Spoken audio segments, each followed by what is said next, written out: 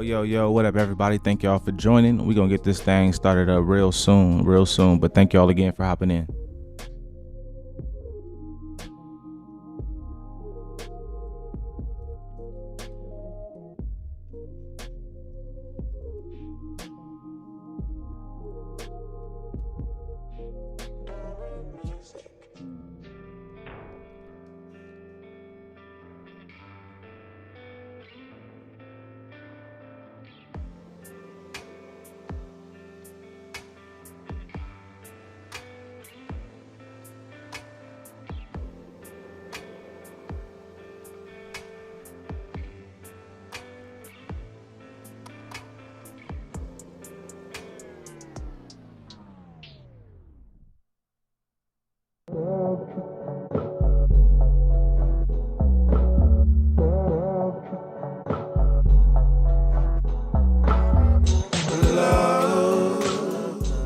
What up, everybody? This is Dom Root, and we back. Well, kinda. As you know, you're here on YouTube, and you're checking out the Love 2021 event. It's crazy to say that, 2020 went so fast, and, literally the last live event that we had was the last Love event. It was at the Rebel Lounge. We co-hosted it with Ashton Von Charles, and it was called Sax, Soul, and Synergy, House of Love. Featured Stone on Sax, Ray Flag, and of course Ashton Von Charles, DJ Juma, hosted by Annika Marie. So yeah, we're back, but kinda. We're doing this thing digital, trying to get with the times, stay safe, and really just provide some dope content and kind of keep the brand alive and rolling and keep this Love thing going. So if you don't know, Love stands for Let Us Vent, LUV, and it's an acronym that we've used for about 7 or 8 years now, that we've been just pushing and kind of curating a space where artists can get in touch with who they are, really tell their story, express, and kind of like a no judgment zone type of space. We get erotic poetry, we get stuff about police brutality, we get stuff about relationship, you name it, like people really talk about it here. So yeah, of course, more of that this year, but just online, so we tapped in with some amazing artists. We got some performances, we got some music videos, we touched base with some brands, so we got some little commercials from the brands and kind of touching base with the small businesses here. Our sponsor of the poetry contest, Bravo Pay, we got them in here, so definitely check out their website, and if you can, check out the IamRootCode.com website. Go to IamRootCode.com/lovepoetry and check out the poetry contest. We got 27 submissions, and thanks to Bravo, we got cash prizes along with our I Am Root merch for the winners. So first place gets $100.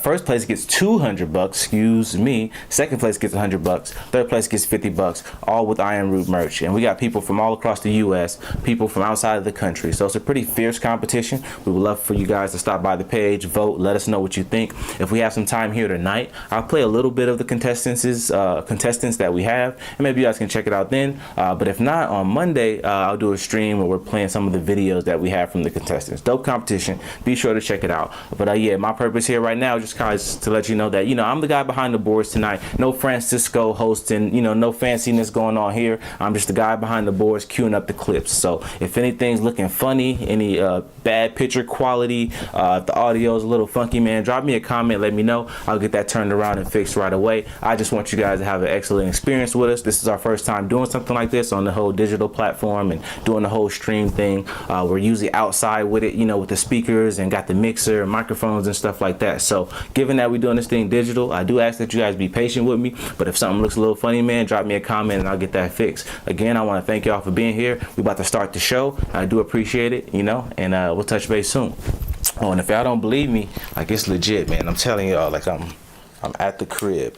It's Love from the crib. Get this camera. Boom, y'all need to really see the crib, but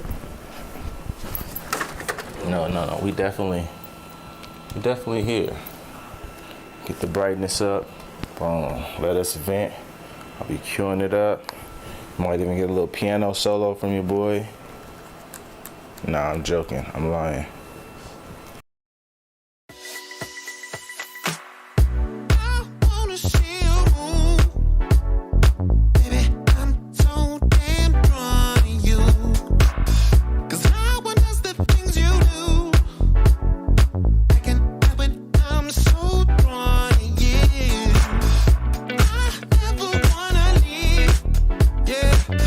I'm right where I wanna be.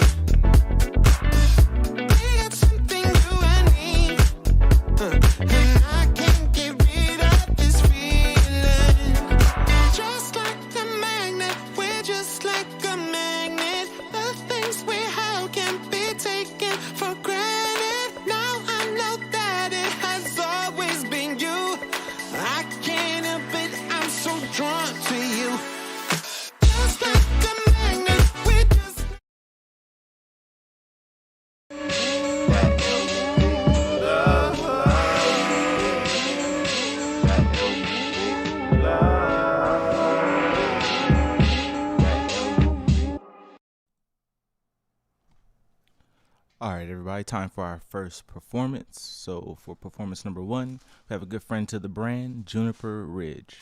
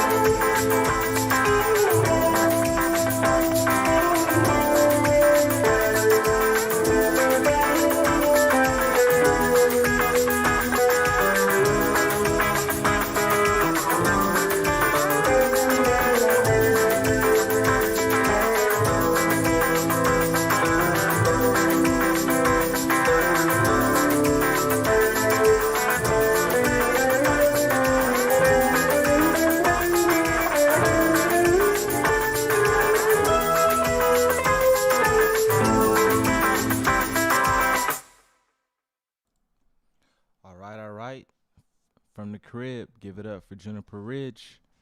I want to thank him very much. A very dope friend to the brand. We're going to keep it rolling. We got a lot of content to get through here. Tons of great performances and interviews and stuff like that. So up next, we got a poem from Spirit Sariel out of New York. The Magic City by Spirit Sariel. Plastic bags blowing in the wind, pigeons squawking about, couples arguing about kids, about rent. Everything makes a sound. I just watched someone piss in the street while yelling loudly at me. Yet fear was the furthest thing from my mind. I've already been warned about staring. Beggars wake up and beg on time while I'm late heading to the train. I pray today's weather is on my side. The streets smell funny in the rain. One guy said he's just trying to come up.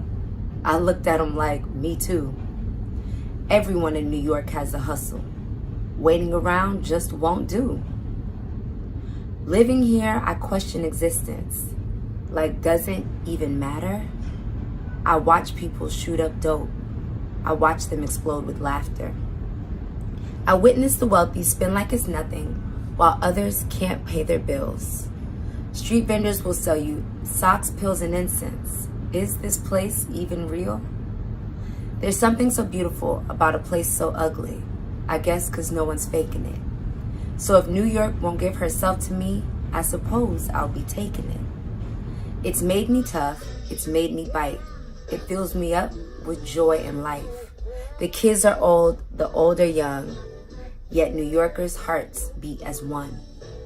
Don't move too fast, don't get caught up, and please don't take it personal.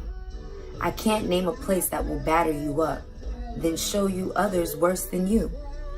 So if you're gonna make it, I suggest you start thickening your skin today. The city packs a mean punch, but it's where the best players play. New York, New York, all over the world, famous for its vibe. New York, New York, all over the globe, famous for its tribe. There's magic here. It floats about, disguised as trash and leaves. But if you've got a hustler spirit, you'll never truly leave. Thank you.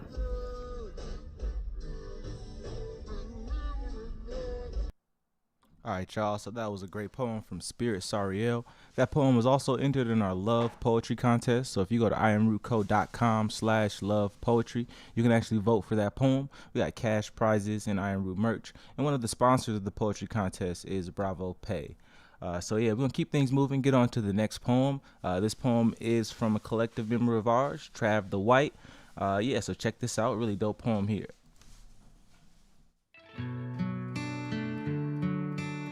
Let's hold hands. That would be an amazing feeling, human being. Let's waltz, mosh, and dance many nights away. Breaking conventions, let's explain to each other our nervous systems and take serious each other's reports. Investigating life itself, holding hands lets us see in the dark. Those moments where I'm so fucking mad I'm about to destroy everything, and you read me, and I feel you, and we walk away closer towards a future that was only accessible through touch and insight and hard work and crying, moments of suicidal thoughts that we talked away, all because we practiced laughter together. All the inside jokes allows us to drown out the noise in chaotic moments. We humans focus that way. Together. Alone it's one journey, but together, in the right ways, under the right circumstances, we can find ourselves talking about the greatest alchemical spell, love to life. And if we work on ourselves like the mysteries demand, our lives can be a testament to how noble it all can be.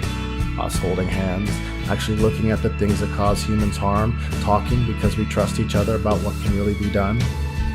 Practicing in a private life for all ages, buildings we humans find greatness. Let's hold hands and let go when we're not scared or in need, so that we can help others release their hands from suffering's grasp and find new places to rest their problems, like we have, praying together, trying to show the world what it's really about, always hinting to each other about the secrets that we have. Let's hold hands. That would be an amazing feeling, human being. Let's waltz, mosh, and dance many nights away.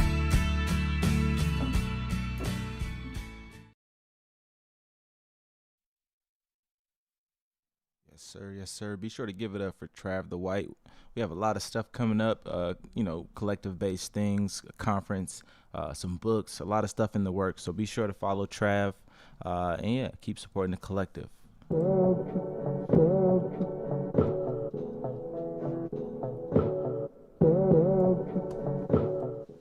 Here's a little love throwback, giving y'all a little bit of history about the love event with this one.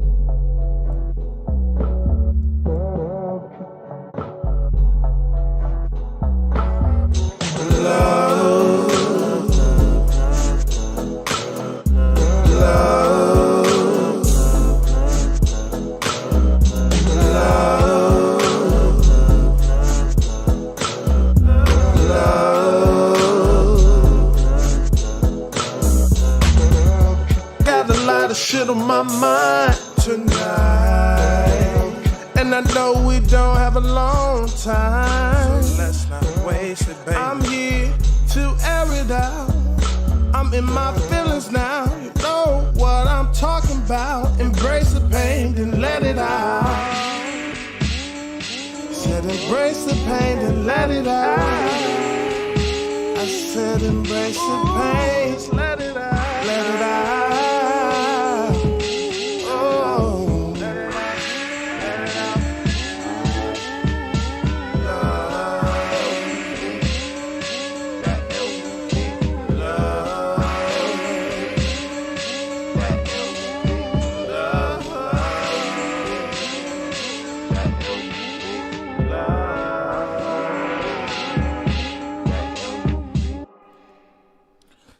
Yep. So that was a video that we made when we were getting ready for our Love 2019 event, and we just did a little flashback to some of the previous Love events. So definitely appreciate you guys being with us as we continue it on from the crib.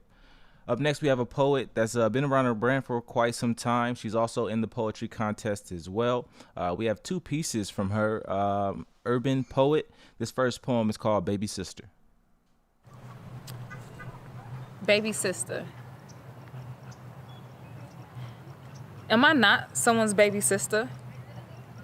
Rather than a cut-out figure from a misplaced picture with deteriorating alterations. When people realize who you are, they run to me trying to understand the dysfunction, and during conversations, your issues become the central topic of discussion. Why was I placed in this family of no connection, bitter feelings, and mass destruction? I wonder how I get your attention best. Get you to listen to my address. To understand how many years of hurt I've held without being harassed because of so much I withheld. I am speechless at your actions.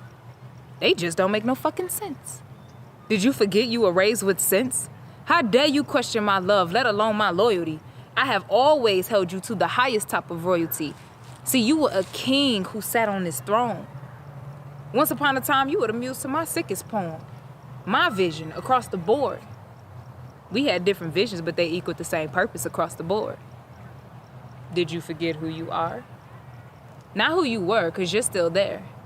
Maybe you got lost along the way. Maybe you forgot how to care about your dreams, about your pride, about your family, about you. You forgot so much that the demons was able to come through. To trick you into thinking you're someone different. To make your mind go crazy and act belligerent. Showing your goddamn kids what it looked like to be ignorant. You're smarter than that. Last time I checked. I guess the world is more important to you than the ones you seem to neglect. Am I someone's baby sister?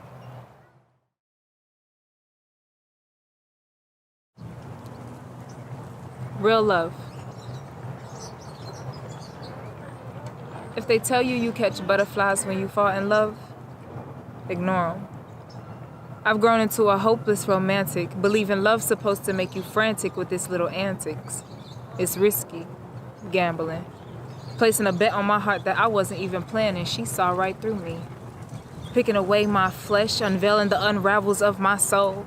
Detangling the ropes of my lost hopes, I wasn't ready to give myself wholeheartedly. Because bare minimum was always acceptable.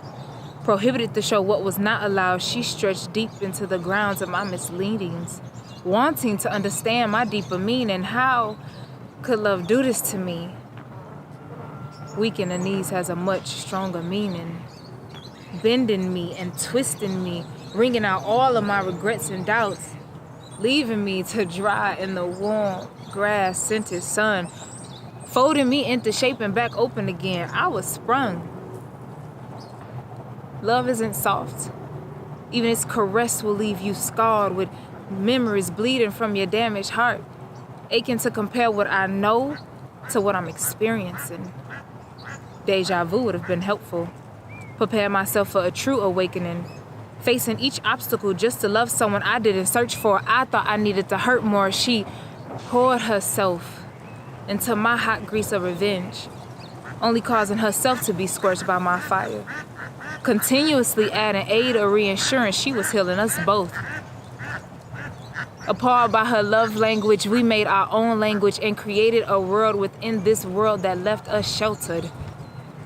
I fell in love with every letter that spelled out her name, every shape that creased her frame. She was divine.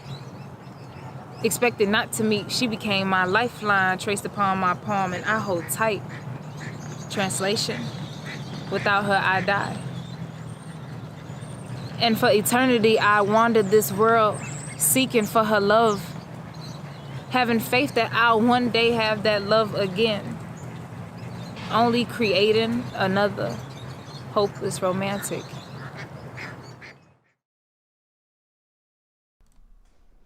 All right, everybody, that was Urban Poet. You can also vote for that poem on our poetry contest. Just visit iamrootco.com/lovepoetry, and you can check out all the other contestants as well and scroll to the very bottom to leave your vote. Hey, it's Adam from Bravo Support. Now that we have Bravo Pay downloaded to your phone and your profile set up, let's create a fan page. First step to setting up your fan page is entering your bank account information. So you want to click on the profile in the bottom right, click on banking information, and enter your bank account, routing number, etc. Once that's complete, you want to create your fan page. And it's as simple as clicking at the bottom, create fan page. You're going to go through, your username, full name is already going to be set up. Then you want to click on your category. Are you a content creator, a freelancer, an influencer, an artist, entrepreneur, etc.? Once you select your category, create your fan page. Now that you've created your fan page, you're set up, ready to go.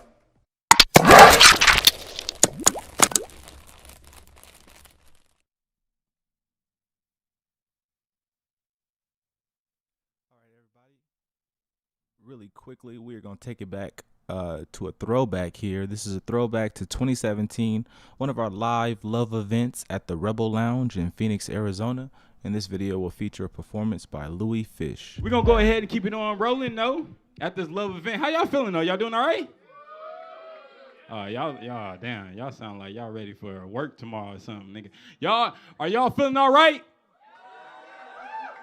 Chill. We got this next poet coming up to the stage. I need everybody to put their hands together one time for Louis Fish. Everybody showing some love, y'all. Chill.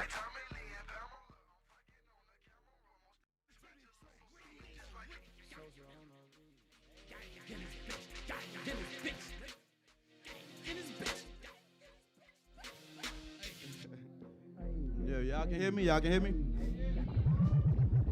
All right. I ain't never really had an introduction, so I figured people might want to know who I am. I'd rather tell y'all what I am. I'm an articulate airborne arsonist, attaining assonance and alliteration in any altercation. I apply atomic alteration. And, y'all finna see some of that. That was just the intro,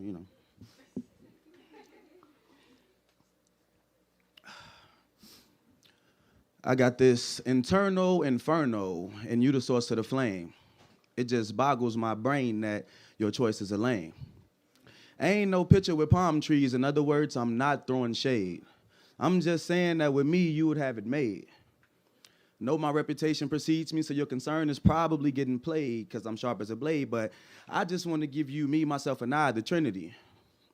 Get you a buzz on the light years we take into infinity. You looking good as a brand new infinity. My ex envy, she can see that you're meant for me. Talking to God like, is this who you sent for me? Then I watch you leave with somebody else, and I think that God got it in for me.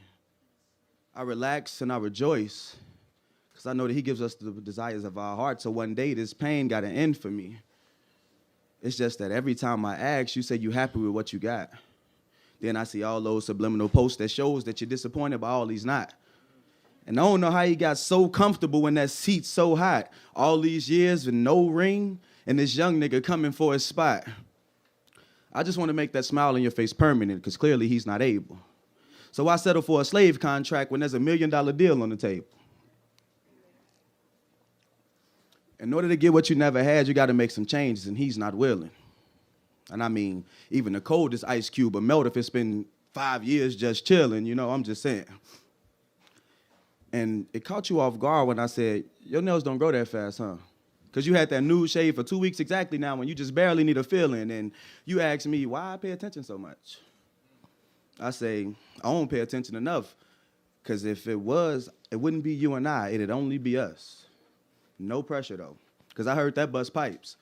But I also heard that it'll make a diamond if applied just right. And I used to not believe in love in first sight until I saw you from across the room and thought, well, now I just might.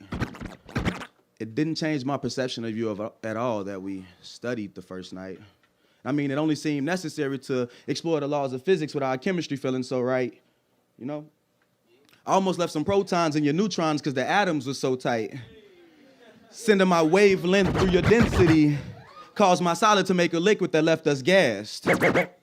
For the first time in my life, I got an A+ and couldn't wait to retake the class. You got my eye, and I'm your star pupil. I helped you escape the past. And maybe one day even will. Nah, they're not even words that I'll say. I'm just happy that I got you away from Charles Lee Ray, because you know he only about that child's play. And you chose me because you was tired of that boy shit. Take you somewhere remote and control her with my joystick. We go back, back, forward, down, down, up, right, X, X, triangle, square. You know, I got all the cheat codes.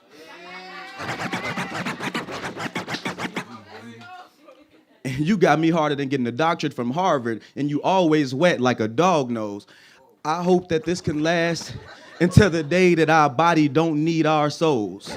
You know? It's better to have loved than have lost. Well, that shit is dumb to me. That's like saying I got a great chance at becoming president because I can shoot a basketball. It ain't about what you have. I'm all about having shit. And losing you and having to find a replacement, I'm not having it. Because every time I loved before, it was too late. So now if my mouth ever wanted to say something dumb, my soul gonna be there to hold my tongue down like a shoelace. I'm gonna let y'all get that. I said, if ever my tongue wanted to say something dumb, my soul is gonna be right there to hold my tongue down like a shoelace. Just look at your feet and it'll get to you. Y'all got it? Y'all got that yet? All right. Now we right back to it. You feel me? 21 and up to drink here. That's a bar. Y'all can have that one for free. Now I'm gonna bring it back.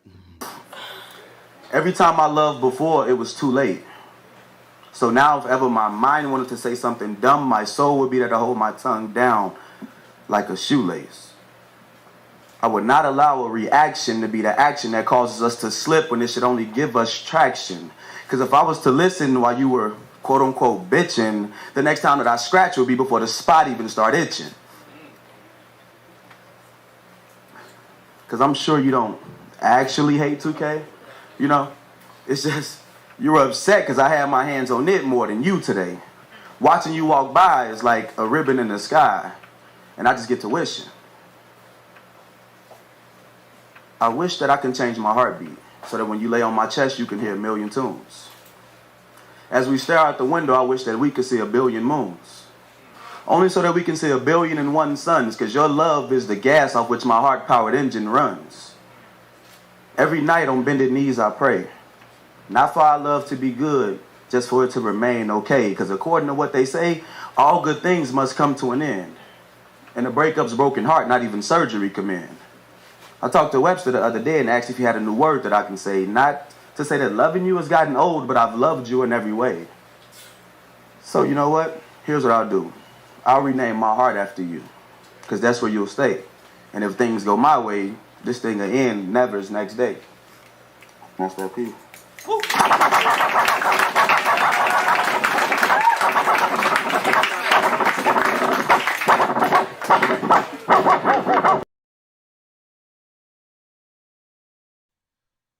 All right, everybody. So that was our throwback to Love 2017 featuring our guy Louis Fish.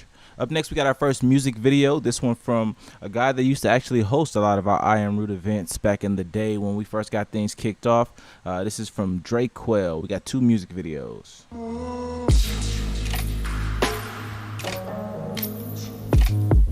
Okay.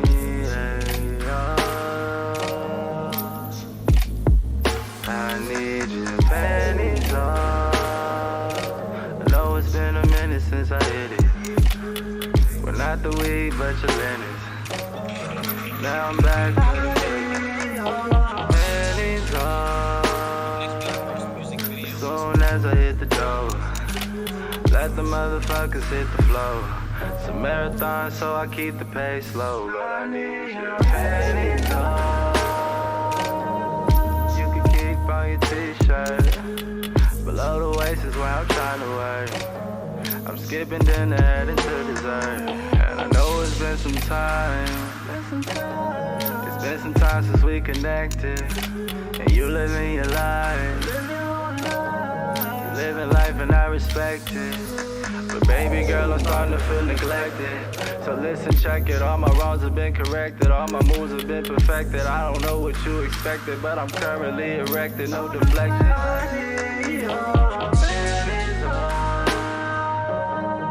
Little baby of mine. My little sweet Caroline. I picked your ass straight up off the vine. Don't forget it now. Hey, don't forget it now. Know what's going on when I say it's going down. Whenever I pull up, girl, I don't wanna hear sound. Whenever I pull up, girl.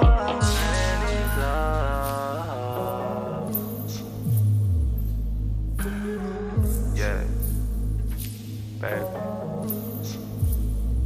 I need your pennies little baby of mine, my little sweet Caroline. I picked your ass straight up off the vine. Don't forget it now.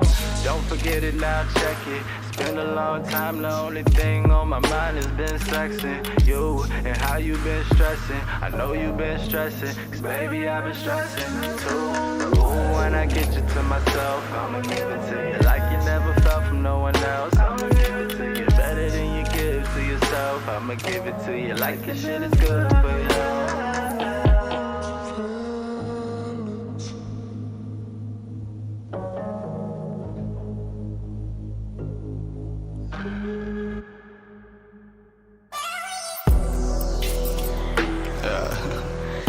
It's funny now how after all this time you question my love. After everything I did, you question my love. You question whether I care. I feel like that's what I should be doing.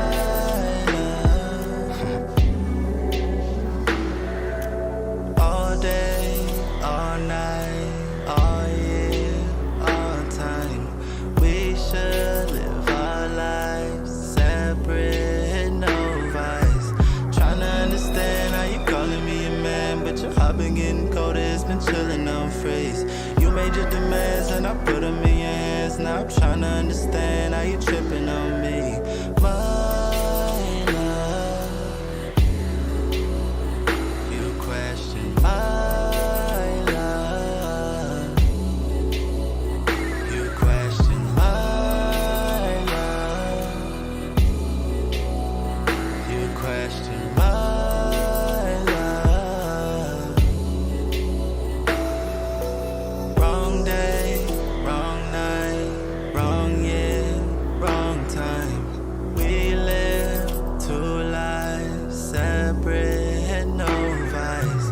Ripping through the city, missing you silly. Now that we live our lives separate, no vice. My love, you question my love. You question my love. You question my love. YOLO, we get one life to live. How you tryna live it, girl? We get one life to live. I tried to give you the world. I tried to give you the world. But you was scheming on me. I was scheming on you. We was scheming on we. But my love needs no question. My love needs no question. My love needs no question. My love.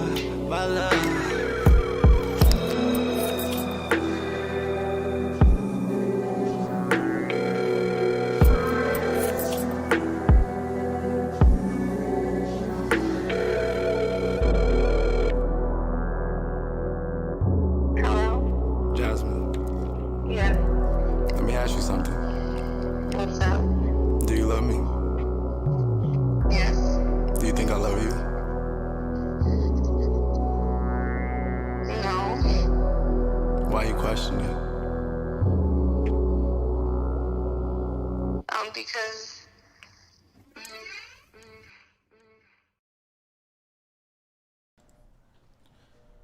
Yo, shout out to Drake Quell. Again, that was a gentleman that used to host a lot of our earlier shows back in the early, like, 2014, 2015, 2016. And he's off doing his music thing, man. So he dropped those 2 videos on us. Shout out to Dre, man. Thank you very much, bro. Up next, we got an interview with myself and our current host and collective member, Francisco Phoenix. So you guys enjoy this interview we have coming up. And then right when it's done, we're going to get into some more performances. We got Lee Water, Naime Thomas, Just Common, Ashton. Got a little shout out from Ashton. A couple more things for you guys to check out here. So definitely enjoy.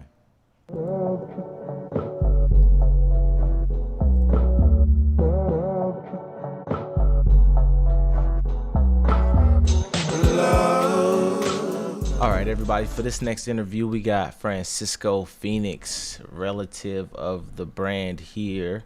And, you know what I'm saying, it's so many words we could use to describe him. But, you know, I feel like if you know who we are, then you should know who this man is. Because if you've been to an Iron Root show, I'm pretty sure he's hosted it in this last 5-6 year span. So what up, man? How you doing?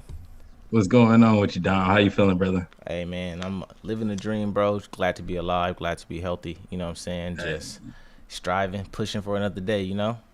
Yeah, man, that's good to hear, bro. Like, yeah, it's good talking to you, man. Good seeing you again, everything. I'm glad everything's going good, bro. Absolutely, man. Just trying to stay focused, man. You looking good. Got the, you know, I ain't seen you in a minute without the dreads. I'm still getting used to that. Man, yeah. I'm like, for everybody who do remember me hosting the events, I had locks at the time. You know what I mean? So Yes, it's like, sir. But I see not much has changed. I know locations changed, but not much has changed. I see the background with the roof porch. They got the artwork, got the local art still going. So that's dope, man. How's the pod been going? Man, the pod's been going good. You know, it was a little bit of a slow start, you know, with you know, COVID happening, like this lockdown. So we moved, you know what I mean, probably about like 5 months ago, and it was slow, but we got it started, and you know, started our network up out here in Los Angeles, and it's starting to go pretty smoothly now. So yeah, we on a roll, and yeah, we need y'all to vibe with us, you know. Nice. Yeah, man. Well, we're going to be looking forward to that content, you know what I'm saying? And obviously we're going to continue to share and push it and stuff like that. But yeah, man, we've reached Love 2021. It's been a nice little journey, man. We've been doing this thing since 2015. So it's a blessing to kind of be in this position, you know what I'm saying, to be doing annual things, you know what I'm saying? Though it's another, you know, COVID year in a sense, like we still got to keep that tradition alive and keep it going. So I did want to throw you a question, man. Do you remember the first Love event that you attended or like been to either? Yeah, man, it was before I was hosting the Love events, man. It was I don't remember the year, probably like 2016. Okay. You know where it was at?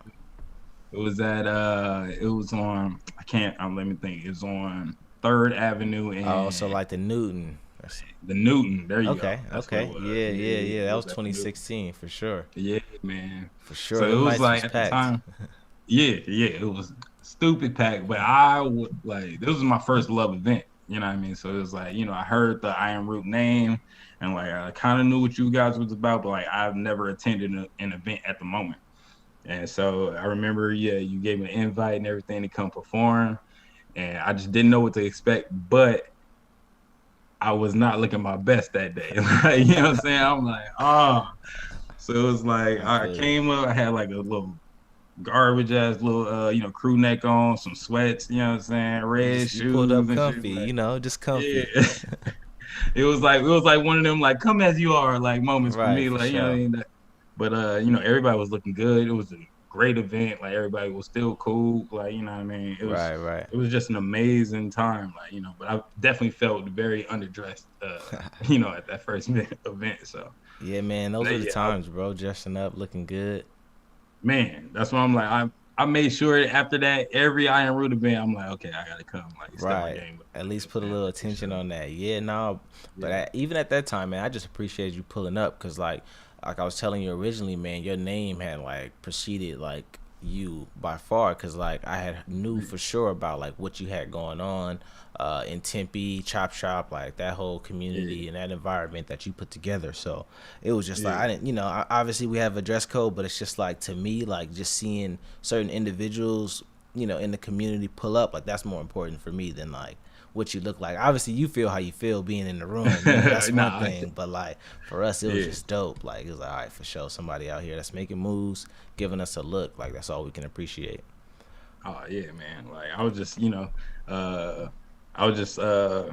appreciative of the opportunity, you know what I'm saying? And like definitely like I gained so many different relationships just from like being able to come out that one night, you know what I'm saying? So yeah, appreciate it again. You know what I mean? So also for the love experience that we have this year, we're doing like the love poetry contest, Love a Little, where pretty much people can just submit a poem, reading or performing like their favorite poem. It got to be original content. I was gonna get from you if you have any suggestions, like anything that you think would be some good topics for people to like vent about, because love stands for let us vent, and the Love a Little poetry contest is centered around that theme. So if you have any advice to give some of the poets, even if they're not poets and they're just like artists that just want to submit something, because it's a cash prize, so it's open. You don't have to be a poet per se to like submit, but if you had any topics that you would throw out there, that would be some good topics to vent about. Man, I'm not sure about the topics at the moment, but what I would love to like kind of hear, like more of this this time around is like different things that have like to do with love outside of a relationship, like a physical relationship between like male, female, male, female, whatever it is. But like I would love to hear some like type of abstract poetry, like what I'm saying, like talking about drinking, like what I'm saying, soda like on a Sunday, like what I'm saying, like something that's kind of clever, like instead of just like the boy gets dumped, something a little more lighter, what I'm saying, it's like what I'm saying, like girl like can't stand men type, whatever, like we know the classics, man, where you set them up proper and then you just knock right. I mean, it'd be some dope poetry, like don't get me wrong, like what I'm saying, but like I would just love to hear like a different type of, or a more thought out like subject like matter, what I'm saying, so, get creative with it. I know sometimes you could talk about love, love in ways that don't necessarily reflect relationships. It could be your love for yourself in a way, your love for certain things, tasks, if you love to hike, if you love animals or pets, or what I'm saying, just really go at life outside of like a person in your experience with that person, what I'm saying, that's not yourself. So that's definitely some good advice, or something to throw out there, because honestly it's just info for people to kind of look at it and like go at it, because this year, man, we try and do voting online on the website, so we're gonna take all the videos, put them on the site, let people watch them, and like vote that way. So just really giving people some insight on ways to like go about their submissions, that's some good stuff. I want to transition now they can't say Francisco playing favoritism, like what I'm saying, so, Dom and Francisco playing favoritism like to this artist, leave that just for the people, it ain't up to us, I'm a vote. I got one vote. You got one vote. I got one vote, dog. So that's it. But yeah, man, any R&B songs in 2020 that popped out to you that you enjoyed, local, top 40, popular, it don't matter. Anything that you heard that you really enjoyed in 2020, like let me see here. It's hard to like recall like 2020 and 2021. Like even though the year just started, like there's a lot that happened now. Like I think Jasmine Sullivan just released like her album in 2021, but like I would still call that 2020. Yeah, and that right there, I feel like it's killing. Like as far as like popular like artists and everything. Right. That right there is just like I'm like, God damn, like so. Right. Yeah. That one has a pretty interesting take too. I've listened to it at least once all the way through. I plan on like revisiting, but I definitely like that she's back, because like not too long ago I was working with this artist Chris Joseph, and he was like originally telling me like, yo man, type of beats I like are like some Jasmine Sullivan type beats and da da da da.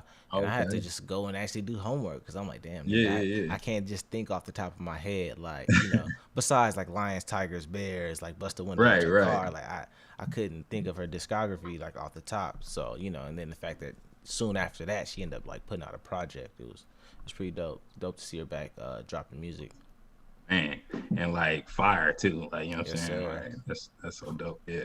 Yes, sir. So my bad. Go ahead. Now I'll say one for me was it was last year. I'm hoping it was last year. I might have to double check, but it was Sir Inglewood Sir who dropped Chasing Summers, man. Like even if it was That late shit was- 2019 or whenever, bro, I just been listening to it all 2020, bro. That was Man, dog, that shit is cold too. Yeah, Yes, that's sir. another one that is just like it's been playing. Or that shit's been playing like damn near all year for me too. Like you know what I'm right. saying? Like, Yeah. And then yeah. that video he did to like the John Redcorn one, the animated one off the King of the Hill bro. playoff up. Yes, sir. Oh, bro, That was tight. I'm like brilliant, bro. Right. That's brilliance right there, man. right.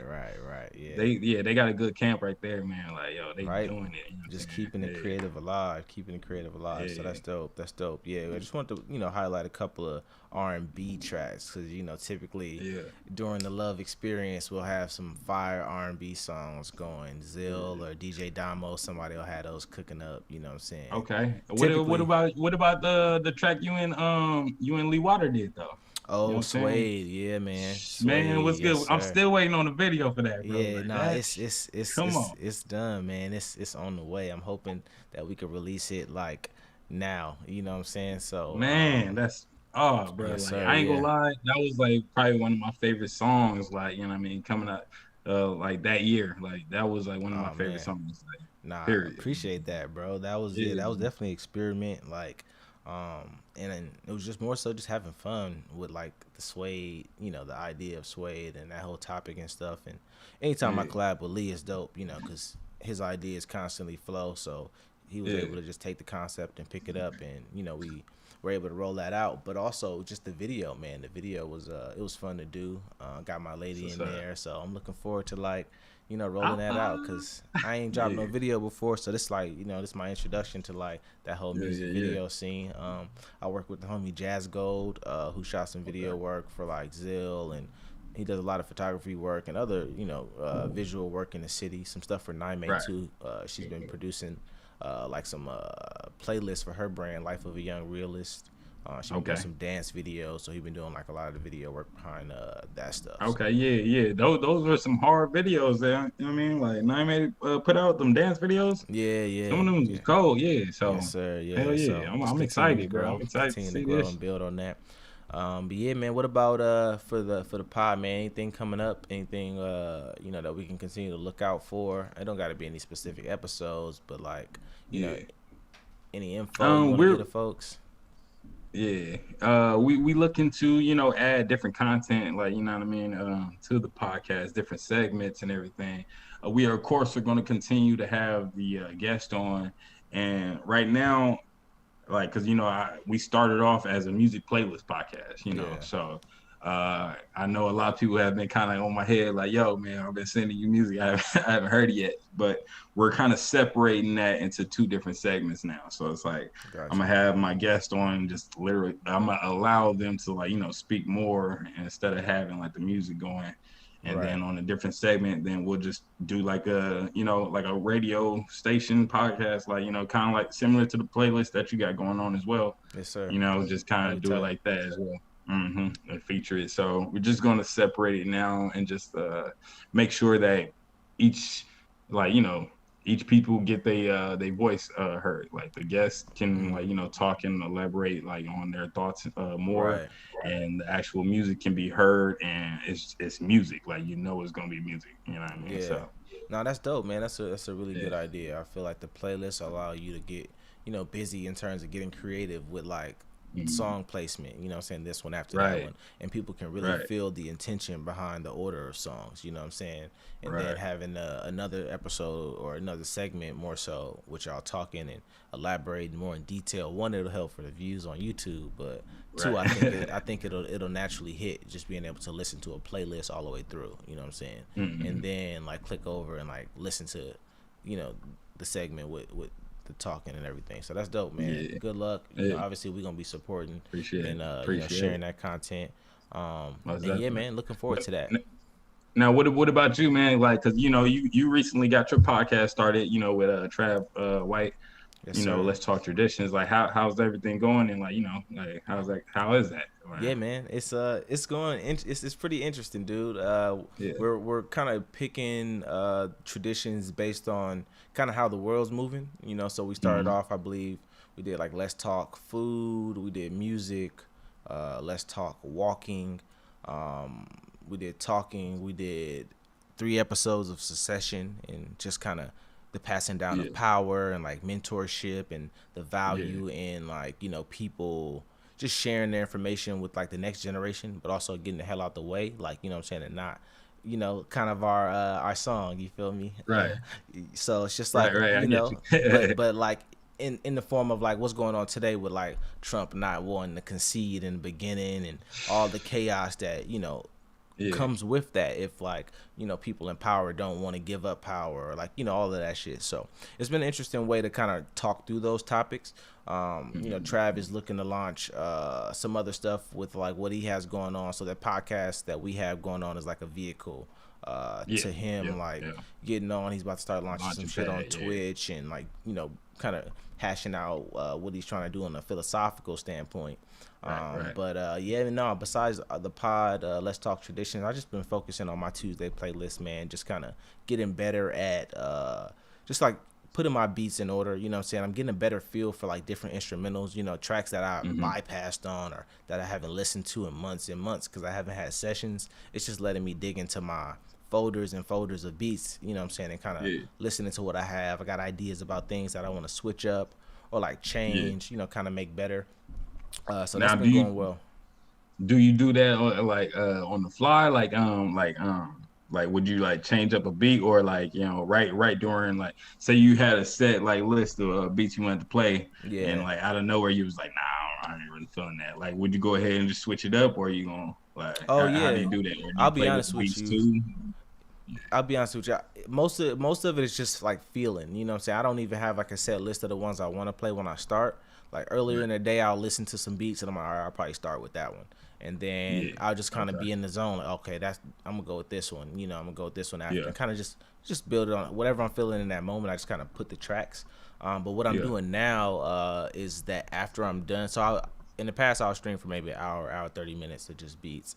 Right now, I'm about to do, you know, last week for week 37, I did, or I'm gonna have to edit it up because, you know, we'll be in the future. But I got you. But anyways, for one of the previous videos, basically, I produced, you know, I did my DJ set for 40 minutes, but the last 20 minutes, I made a beat on the spot.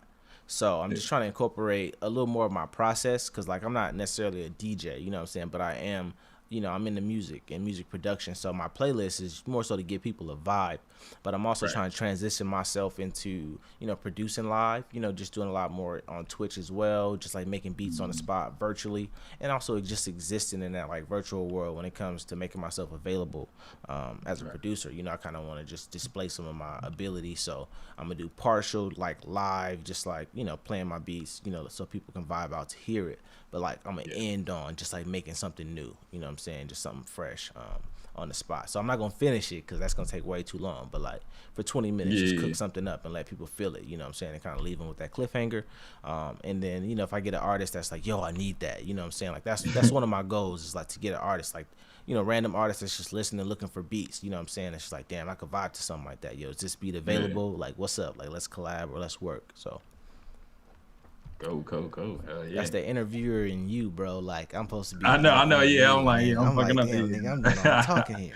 My bad. No, I Yeah, definitely appreciate you, man. I definitely appreciate you. You know, jumping in some of this Love 2021 celebration, dude. Most definitely. You know, I'm looking forward to the rest of the performances and, you know, everything that the folks got going on. But yeah, man, any words you want to leave the folks with or anything like that? Man, hey, it's 2021, man. Like, leave all the BS behind, man. Like, everything you was holding on to that's really been weighing you down, man, just go ahead and leave that behind, man. Let's go ahead and move forward, man. It's all about progression and, yeah, the future, you know what I mean? So, keep it moving, you know what I mean? So, yeah. For sure, that's real. I appreciate you, man. Thank you. All right, y'all. So that was my interview with Francisco Phoenix. We're going to keep it moving. Thank y'all for being here with us. Be sure to share it with a friend. Let them know that you in here watching the Love event, and they should be in here with you. But yeah, we're going to keep it going. The next performance we got is by Lee Water, Quiet Place.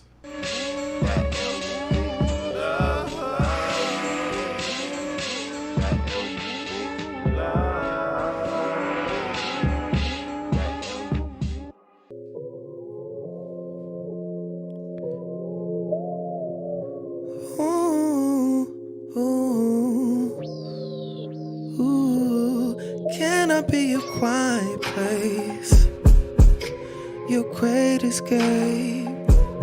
Can I be your quiet place, your great escape? Let's go,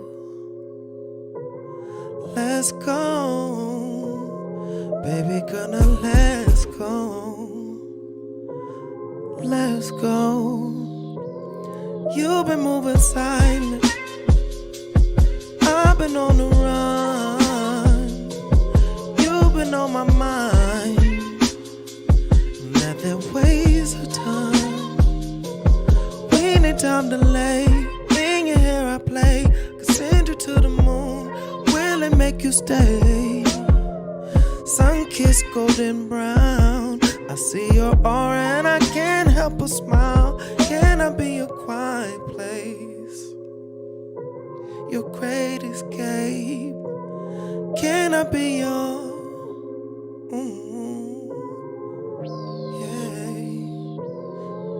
baby, let's go,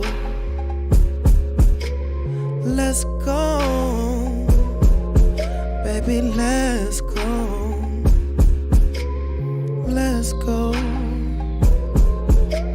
Press into my love and get close, baby, come and speak to my soul. Tell me all them things I don't know, it's only me and you better know. In the spaces where we connect, close like I was your silhouette. Take everything till nothing's left, I will show you things you won't forget. Can I be your home? Can I be your quiet place?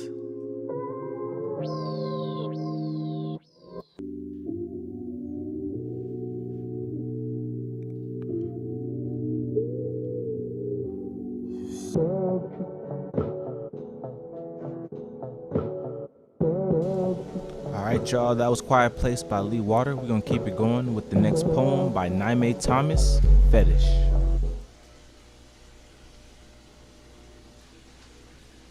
I don't want to be your fetish. Not before, not now, not ever. I am not the girl of your dreams. You have a misplaced idea of who I am and who I am becoming. I am not the standard to which you compare yourself to. Honey, you're following the wrong people if you do. My black girl magic and Latin spice is not for you to play with, fantasize over, or try to duplicate. Baby, I'm too hot for you. Reimagine the world that you're living in. I am not to be replicated. There was once a young Latina woman who asked me, "What are you?" I winced as I corrected her. My ethnicity is black and Mexican. She looked me dead in my eyes with a smile on her face and said that she hopes to have children who look like me. She knew no better, so I set her straight. I asked her, what if she doesn't look like me? Was she ready to take on all that will bring?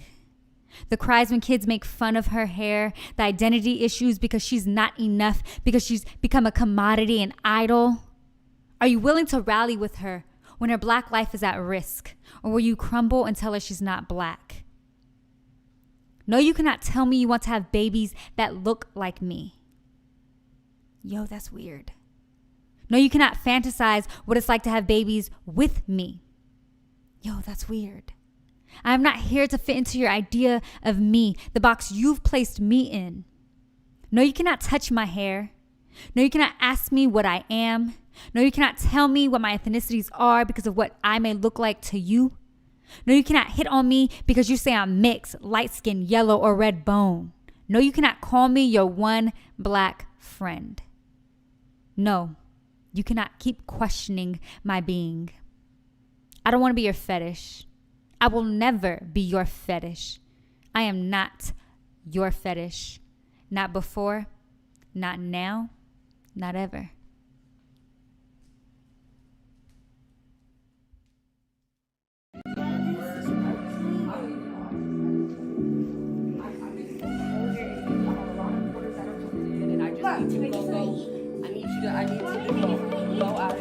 Mom, I need something to eat. Can I get something to eat?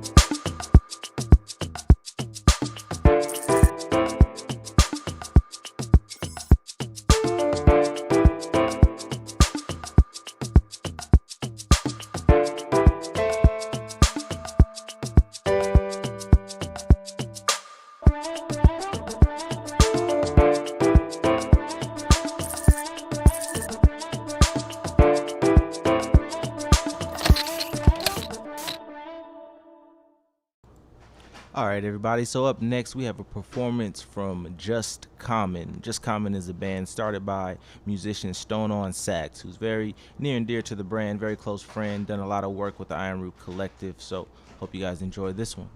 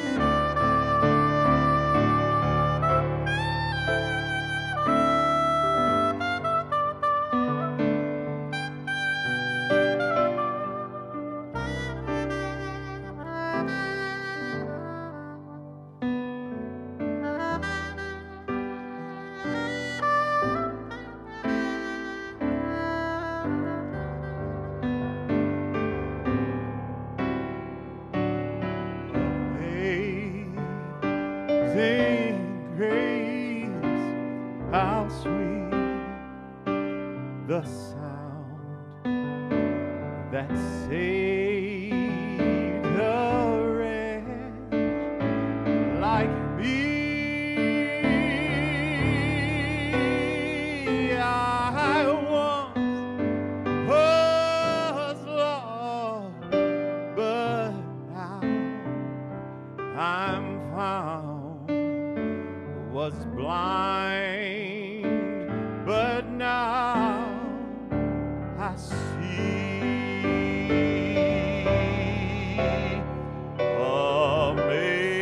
Amazing grace, how sweet the sound that saved a wretch like me. I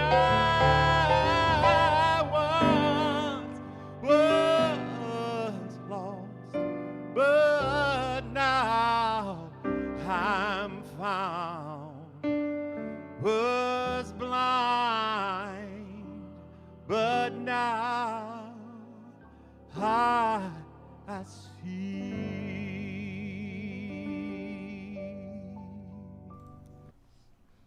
All right, everybody, give it up for Stone on sax and his band Just Common. We're gonna keep it rolling. What's up, y'all? This is Ashton Von Charles of the Dapper Rapper from The Color 8. I just wanted to give a specific shout out to I Am Root Co. and the love events that have been going on for, 7 years now? This is the 7th one, I think. It's crazy. I'm so grateful to have been a part of it. I've played at every one of them, and I even organized along with Dom Root, the last one.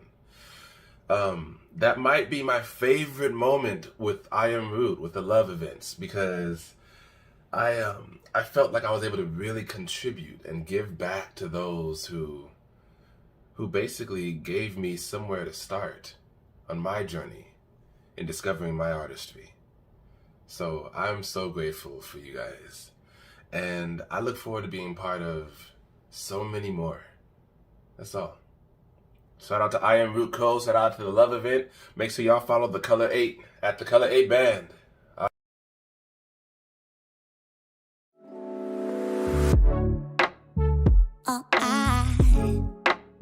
I want to is to be close to you, but I don't know how and what to do. I'm so shy when it comes to you, but I guess you're curious, huh? So let me show you what I can do, 'cause I don't mind taking my time to stay in this bed now, never get out, 'cause I would love wasting time with you, baby, 'cause I know it will be heaven making love with you. I would love wasting time with you, baby. Welcome to youtube.com/DeeBoyYay. What's up, y'all? My name is DeeBoyYay. I am a local blogger and social media content creator here in Phoenix, Arizona. I'm active on a lot of social media platforms, but my main focus is my brand, which is DeeBoyYay Incorporated on YouTube. I've always been a very creative person, and I've always had a huge imagination, so DeeBoyYay Incorporated is just that. It's about using your creativity, using your imagination, just being yourself, accepting yourself. My brand is a lot about self-love. On my channel, I post a lot of things, I vent a lot. I express a lot of emotion, y'all. A lot of emotion. I blog, I do reaction videos, I do reviews, a lot of stuff. Go to my channel, youtube.com/DeeBoyYay. Hit the notification bell. And come see me in my next video. Alrighty, up next we got our second music video of the night. This one provided by Zill. So if you know anything about Zill, he's DJed plenty of our shows in the past and has always been around the Iron Root Collective, and he just dropped a video called Going Ghost yesterday. So we got it here for you, so definitely enjoy. This one is Going Ghost by Zill.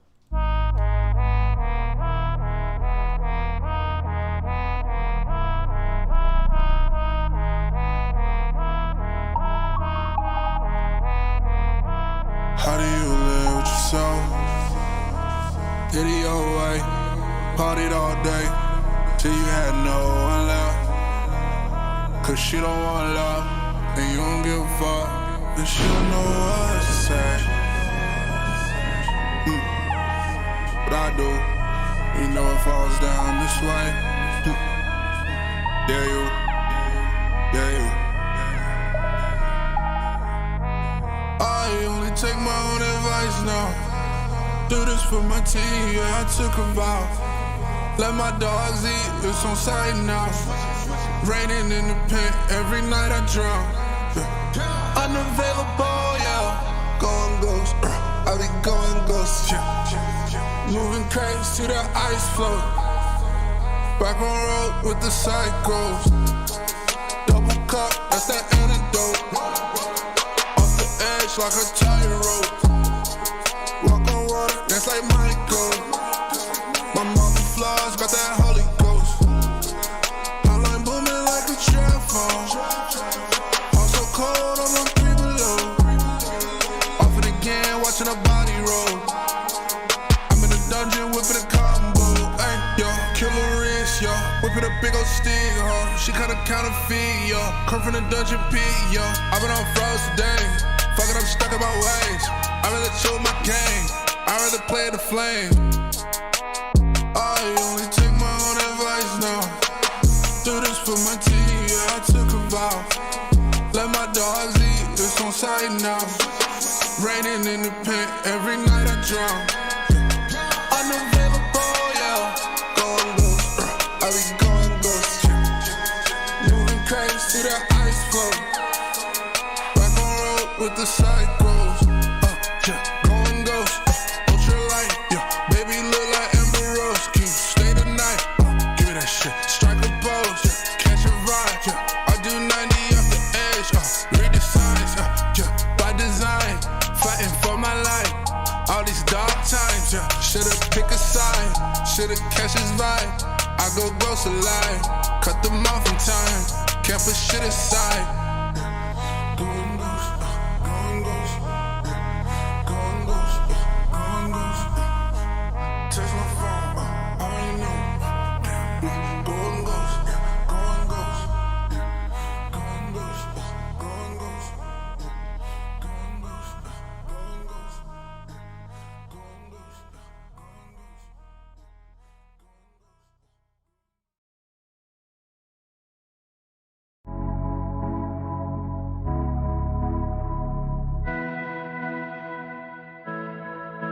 I just wanna let you know, I'm just gonna vibe alone. If you gon' swing the roll, no I can't share this soul. Doing 90, you know it. Break it all down to the bed. Doing 90, you know it. Never fall in love in a dip. Pull up, stop, swing, doors open, swing, pull up, stop, swing, no we don't play those games, pull up, stop, swing, doors open, swing, pull up, stop, swing, no we don't play those games. I just wanna let you know, I just tiptoe on foes, I'm just gonna ride alone, I just get the bag and go, make sure my cup is poured, pour a little out on the floor, count another stack, I'm sore. Then I put it all in the drawer. I just had to let one go. She was on life support. She kept her swag on low. Something I did not know. Phone ringing, who's calling? Telling me that they want this. Just pulled up, I'm falling. I'll be right back in the morning. Pull up, stop, swing. Doors open, swing. Pull up, stop, swing. No, we don't play those games. Pull up, stop, swing. Doors open. Swing, pull up, stop, swing, no we don't play those games.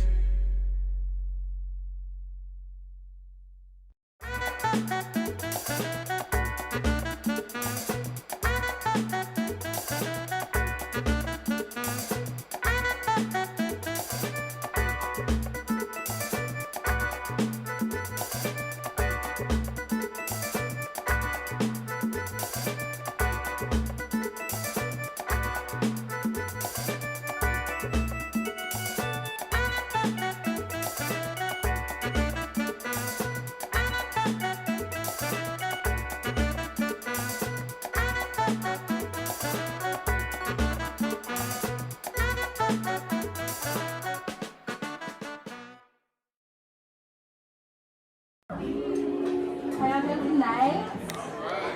All right. Everybody looking good, smelling good, feeling good. My heart is beating like we in Jumanji or something. All right. I have a couple pieces for y'all. I'm gonna get right into it, okay? See, I've been living with my head down and my mouth shut. Hands over my ears, and if it was my choice, I wouldn't even want to think clear, but you got me open. And I'm talking about my mind, so I just try to be mindful of how you got me full of hoping. Not quite sure what I've gotten myself into, but apparently it's the universe that sent you, so I'm just here going with the strokes and using your mind as a canvas as I paint this poetic picture, so bear with me as I take you on this mental journey, see just how you found me wounded, aching parts and brokenhearted. Took the time to really listen and never left me when we started. Just know that it's you that I give my thanks to. You become my sweet poetry, providing a sweet escape that allows me to exist so freely. Showed up with an outlet that I can plug into and just be me. Extracting me from myself so I can finally move forward, and enhancing habits for my health had me replacing all my borders with things like trust and genuine love, and allowing myself to feel like poetry. And that's why I'm still here, because you got me open, and that's that piece.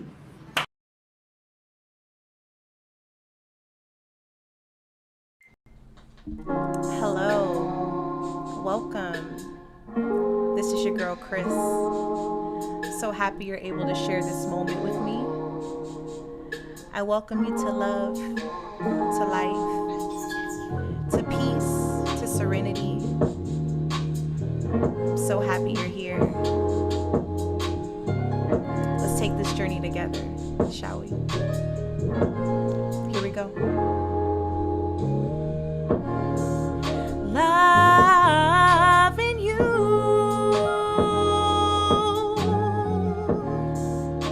is easy because you're beautiful,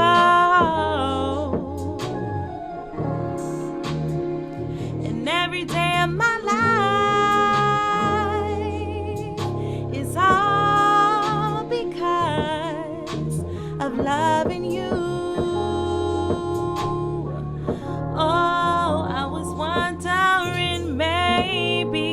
Could I make you my baby? Could we do the unthinkable?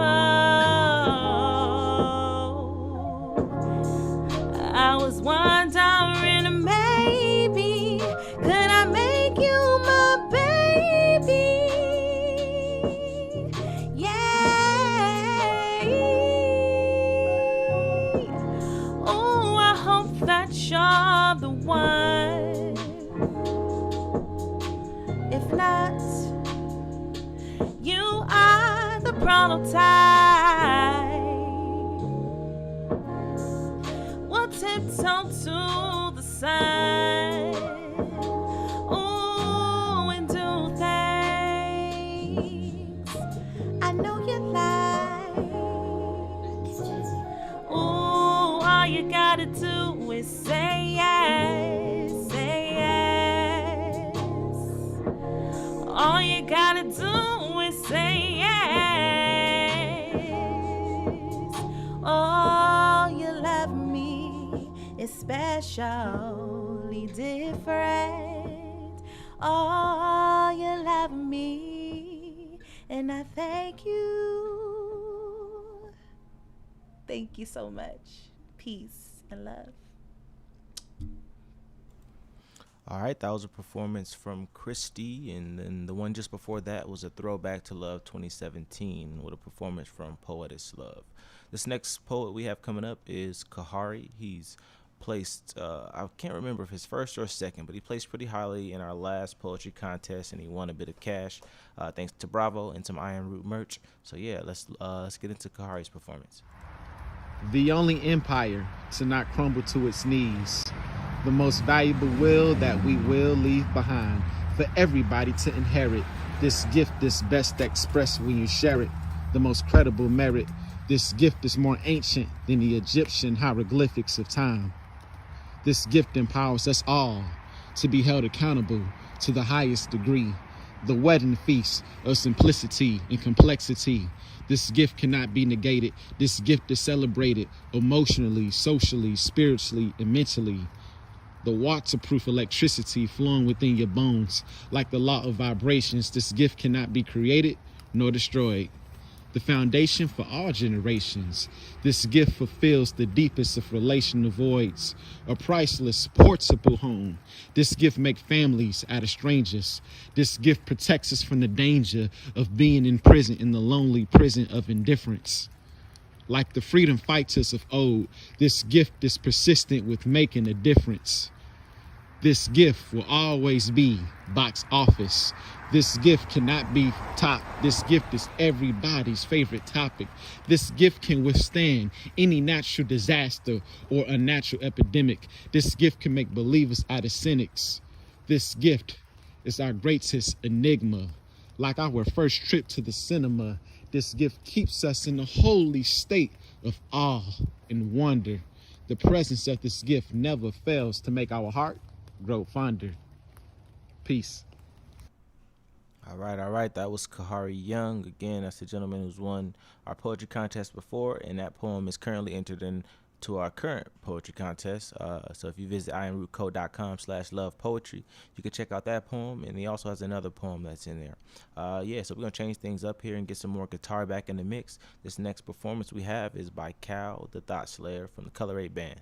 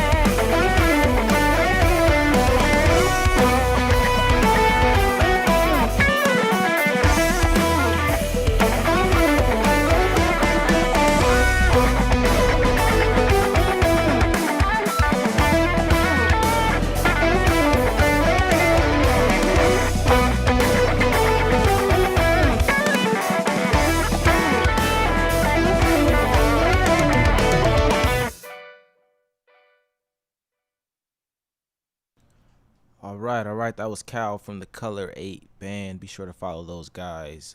Very close homies to the brand here. Always putting in work with us and us for them. So, yeah, be sure to follow Cal, follow the Color 8 band. And, yeah, we're going to keep things rolling here. Hey, Adam here again from Bravo Support. Now let's take a look at Bravo's in-app versus web-based interface. You may ask, why do you have both? Why do you have Bravo in-app and in-app features and a web-based platform, app.trybravo.com? And it's as simple as, because of our robust technology, a lot of fans like to consume content on their phone, in their app, when they're on the go. But there's also a large percentage of fans that like to consume content in the privacy of their own home. And because of this, we've got you covered. Bravo, it has a seamless transition for both. So let's say you go to app.trybravo.com.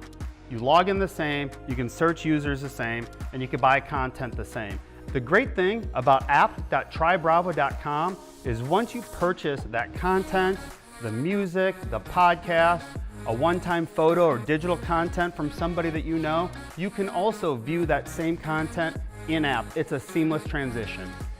For example, once you go to app.trybravo.com, search your favorite creator. Let's go to Only Steve's. I search Only Steve. Once Only Steve's profile comes up, you'll see their posts, their store, etc. As you can see, it's blurred out. I have not purchased that content. I click purchase, I confirm, it's done. Now I can view their content on app.trybravo.com, or I can simply go to the app and I can view the same content on the app as I did on the web-based interface. It's that easy.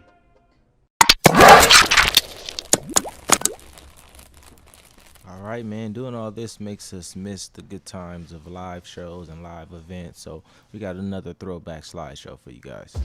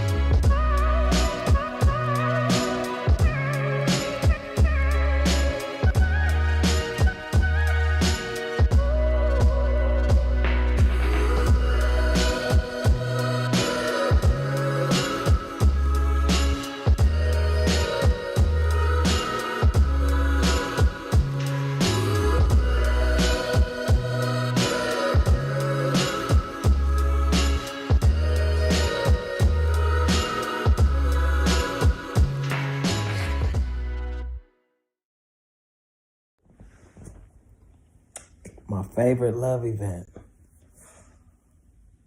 There's been some legendary love events. I would have to go to my first. My introduction to the Iron Root Collective was at the Newton. So I went there for the first time. Seeing everybody in the community dressed up, fitted, you know, beautiful energy, a beautiful spirit. It was a legendary night. So, yeah, I would say that's my favorite love event.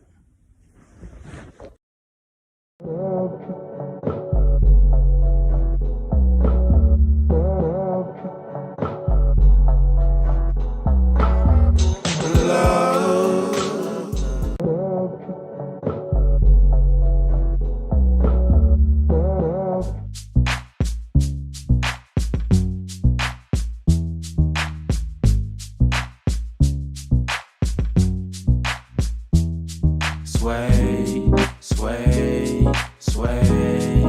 Your love feels like sway, sway, sway. love feels like sway, sway, sway. Your love feels like sway. Your love feels like sway. Your love feels like sway. Go out on occasions, you always look amazing. I really know what's underneath. Fell in love with a doll, with a queen so sweet. I would never do you wrong. I would never bring you home. Said I'll always treat you good, yeah. Always make you feel good. Soft to the touch. Hate to get you wet, cause it's a mess to clean up. But I love it when I get it. Love it when I get it. Fall in love with it. Girl, I cannot quit it. In the zone, in the zone. Don't make me call Your your love phone. feels like sway, sway, sway. Your love feels like sway, sway, sway. Your love feels like sway, sway, sway. Your love feels like sway, yeah, like sway. Sweetheart, honey love, brown sugar, you the one. Sweetheart, honey love, brown sugar, you the one. Patient lover, I could wait for you. Get more, I won't take from you. Got a sweet tooth, girl, I crave for you. And God told me I was made for you. You, definition of a queen, product of a story and a dream. Energy glowing like a beam, hoping it's for me. All this love is all I can see. In the zone, don't make me wait too long. Like sway. In the zone, Like don't sway. make me wait too long. Like sway. Yeah. Falling in love again. You made me believe in falling in love again. You made me believe in falling in love again. You made me believe in falling in love again. You made me believe. Yeah. You made me believe in. Oh yeah, yeah, yeah.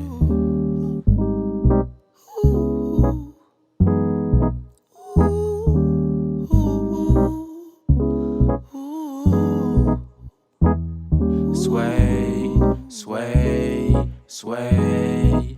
Your love feels like sway, sway, sway. Your love feels like sway, sway, sway. Your love feels like sway. Your love feels like sway. Your love feels like sway, sway, sway. Your love feels like sway, like sway. Your love feels like sway, like sway. Your love feels like sway, like sway. Your love feels like sway.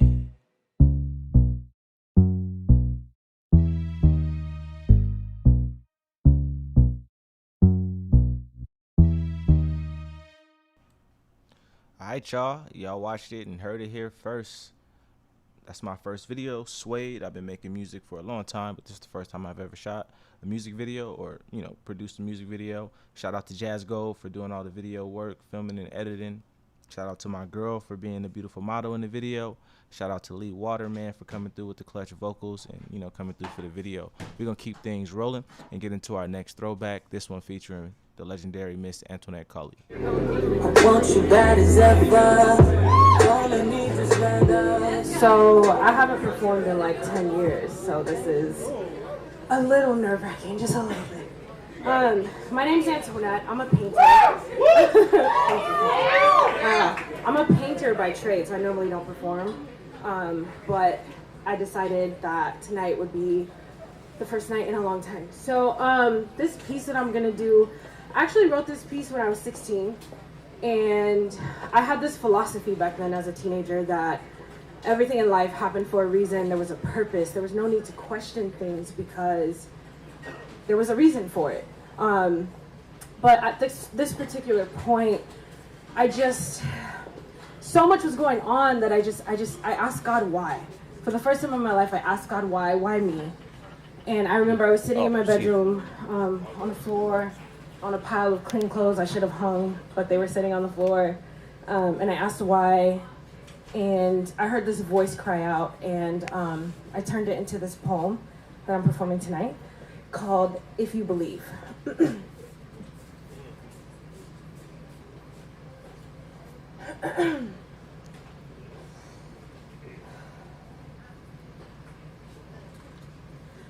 If I could write a song today, let me tell you what I say. I would say that I am strong, and I refuse not to carry on. If I could lift my voice and sing, and I could tell you so many things, I would say that I am here, and nothing but the Lord I'll fear. If I could open up my heart and take you right from the very start, you would see the change in me and who the Lord has helped me to be. June 30th, 88. The day a beautiful seed was born of a beautiful seed who was also born of a beautiful seed. The day I began to breathe and to subconsciously and unknowingly believe that I am here to fulfill my God-given need. That I am here to do nothing but succeed in this journey that He has so unknowingly placed before me. That's right. I'm here to fulfill my destiny. I'm here to show the world how truly wonderful the universe has made me, how even through the darkest of dark hours it's helped me see. And that despite my imperfections, I will one day be the motivator and the captivator of another human's mind, who will captivate another human's mind, who in return will captivate another human's mind. It's all a matter of time. You see, I suffer through this pain and this heartbreak now, so that 50 years from today, people can look back and say, wow, wow, look at the hurt that riddled this young girl's life. Look at her struggles, look at her merciless strife. God did it for her, so that means He's got to do it for me. He saw her through, all because she believed. And so I'll say it again. I'm here to fulfill my God-given destiny. I'm here to show the world how truly wonderful God has made me. You see, there was a time when I was lost, and I saw absolutely no way. And so I fell to the floor, and I began to pray. And then this voice cried out, and it began to say, it said, Antoinette, your life will be an example for all to see what you can become if you just believe in me. If I could write a song today, let me tell you what I say. I would say that I am strong, and I refuse not to carry on. If I could lift my voice and sing, and I could tell you so many things, I would say that I am here, and nothing but the Lord I'll fear. If I could open up my heart and take you right from the very start, you would see the change in me and who the Lord has helped me to be. Thank you.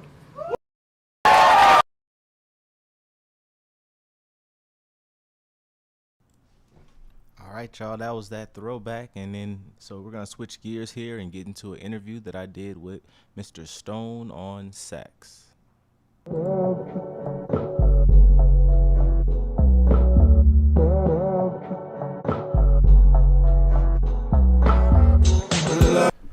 right, what up, everybody? This is Dom Root, and up next with our next interview for Love 2021, I got my guy Stone on sax. If you don't know, man, a really dope musician, dope mind. Has put a lot of work, just regular life. Busy life, man. Different priorities. You know, not feeling really as confident in the music world, and just letting the horn or vocally, I might do something occasionally, but nowhere near how I am now. And it was far and few between in terms of how often I was involved with music. And so it's definitely picked back up, within the last 5 years. Quite honestly, after meeting Tyndall Music, who's also somebody that we know and we work with. Right. And so after where I met you, actually, at Johnny Rio's house, we were just all coming together that one day, and that was an opportunity for us to build a relationship, and we're still on that journey. Right. Yeah, man. And it's been dope, honestly, just watching everybody kind of grow and seeing their music develop, and even where they, wanting to take their brands and, and kind of grow things. So talk about some of what you've been having going on. That's really where I was going with that. I know that even yourself, since touching down in Phoenix and working with a number of artists, you've kind of I won't say reinvented, but like I feel like just some of like you kind of brought back to life one of your businesses, and you kicked off some other new ideas. And if you can, man, share some of that with us. I'm still working on it. So Get Ready Entertainment is a brand that I'd started some years back, but again, just like my playing of music, it was on a hiatus. But I officially 2020, the year of building our vision and preparing for the road ahead, I was able to really finally establish the LLC. Glad of that. And so, I got that under a training and consultation brand and the DBA under Get Ready Entertainment. So we're building on that, working on a website, getting that established. And under that brand, we've been doing a number of different things. Many of the people who I've met after, just working with people like yourselves and the folks that kind of are a part of that circle started with Tyndall. It's been through a number of names, so I won't go through the list of names. The open mic that we sponsored has been under, but currently it's under Friday Night Live AZ. And we kind of still, even if we go back on the street, it'd probably be Friday Night Live AZ at the Culture Corner, assuming if we go back on 4th and Roosevelt, where many of you may have met us. Yeah. So that's something that DJ Sands and myself, we collaborate on, bring in a number of new artists, but then also have a platform for seasoned artists to be a part of it too. So it really opens the door for both coming together, maybe working on networking and collaborating. Yeah. And seeing from beginning to a more seasoned approach of the artistry. Currently, obviously, under this auspice of COVID, we're still doing a show every other week. We'll be starting our next show hopefully this Thursday, with another virtual Thursday segment. And DJ Sands and I will just be kicking it off with no featured artists this particular week, but just kind of welcoming people back into the swing of things. Okay. Yep. And continuing down the line, Just Common, that's a band. Actually, we're playing tonight. Oh, nice. We'll be playing down at Golden Margarita. So if this might be over, but you might not be seeing this by the time that comes out. But often on Tuesdays, we play down at Golden Margaritas, which is right there on 4th and Roosevelt, actually across the street from where we used to do the shows. Oh, nice, so, nice. So that's interesting how that worked out. Oh, I think I know what that's at, Yeah. So it's the old Paz. Oh, okay. Nice. Yeah. And so if you're familiar with Paz, that's the location for that. And it's kind of a band showcase. Okay. And so that's, again, something that's been going on for a couple of months, and we've been a part of it. And so that's been something that's kept the band. Right now we have a drummer known as Cooney, our keyboard player, Sam Wesley Nelson, picked up a bass player. He goes by Lloyd, and just recently a cellist. Oh, nice. And so my hope is to build some sounds and create some unique experiences with that collaboration, and we're looking to play all genres. Okay. The name Just Common is centered around let's celebrate our uniquenesses, just celebrate our differences in a way that it isn't necessarily viewed as so different, but that it becomes common that we appreciate the differences. Right. And so thus our name, Just Common. Okay, I like that. And I had a note here, man, to ask you about Get Ready Entertainment and how you came about with that. You know, I felt that Get Ready, first of all, would stand the test of time, and it applies to so many different things. So, you know, it's no secret that I operate from a faith-based background. You know, I praise God, you know, hallelujah, thank you, Jesus. All of that is a part of my framework. I can say honestly, without God, I have no existence. And life is so much better, so much sweeter when you have a personal fellowship with God. And so Get Ready was centered around that. Get ready for what's about to happen. Get ready what can happen, what opportunities you might have if you find a foundation in something that would give you peace in a storm, that would give you hope in darkness, give you light in the shadows, whatever the circumstance is. But get ready for this new experience. Get ready for something that hopefully transform you, that taps into a number of your senses rather than limiting it. So, you know, I want to explore. I don't like to just stay stagnant. So I want to try different things, use different instruments, use different. I mean, I come from a background, you know, growing up in the 70s, you know, I'm definitely a fan of funk.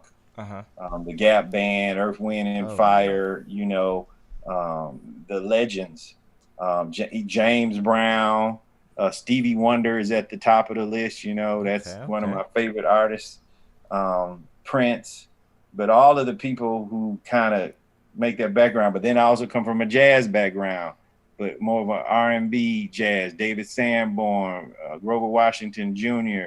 But then let's go to back some serious jazz, John Coltrane, Miles Davis, Thelonious Monk. You know, you see Miles Davis on the back right here in this picture. So, you know, some of that real stuff, Freddie Hubbard, people y'all probably ain't even thought about hearing about, you know. Wes Montgomery, that George Benson comes through. George Benson living right here in the city, all that music. But then I also am exposed to people like, and I know a lot of people ain't heard of this cat, Andreas Vollenweider. This is a Swiss harp player and traveled the world, uses all kinds of instrumentations, played with a whole bunch of different people. Michael Brecker with Steps Ahead, one of the coldest saxophone players that existed.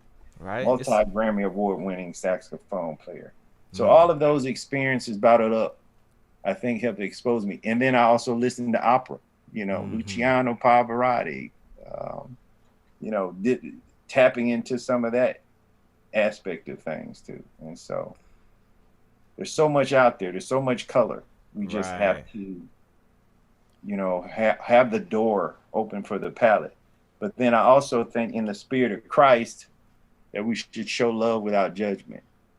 And so music is a vehicle for me to connect and build relationships with other people that I can share. Well, this is how I feel that you can have a life that's driven by peace. But the music is the connector. It's the means to communicate, to build relationships with people that I might be able to share my perspective on life and learn also from them. So it's an opportunity for us to communicate through music, but then also build a genuine relationship too.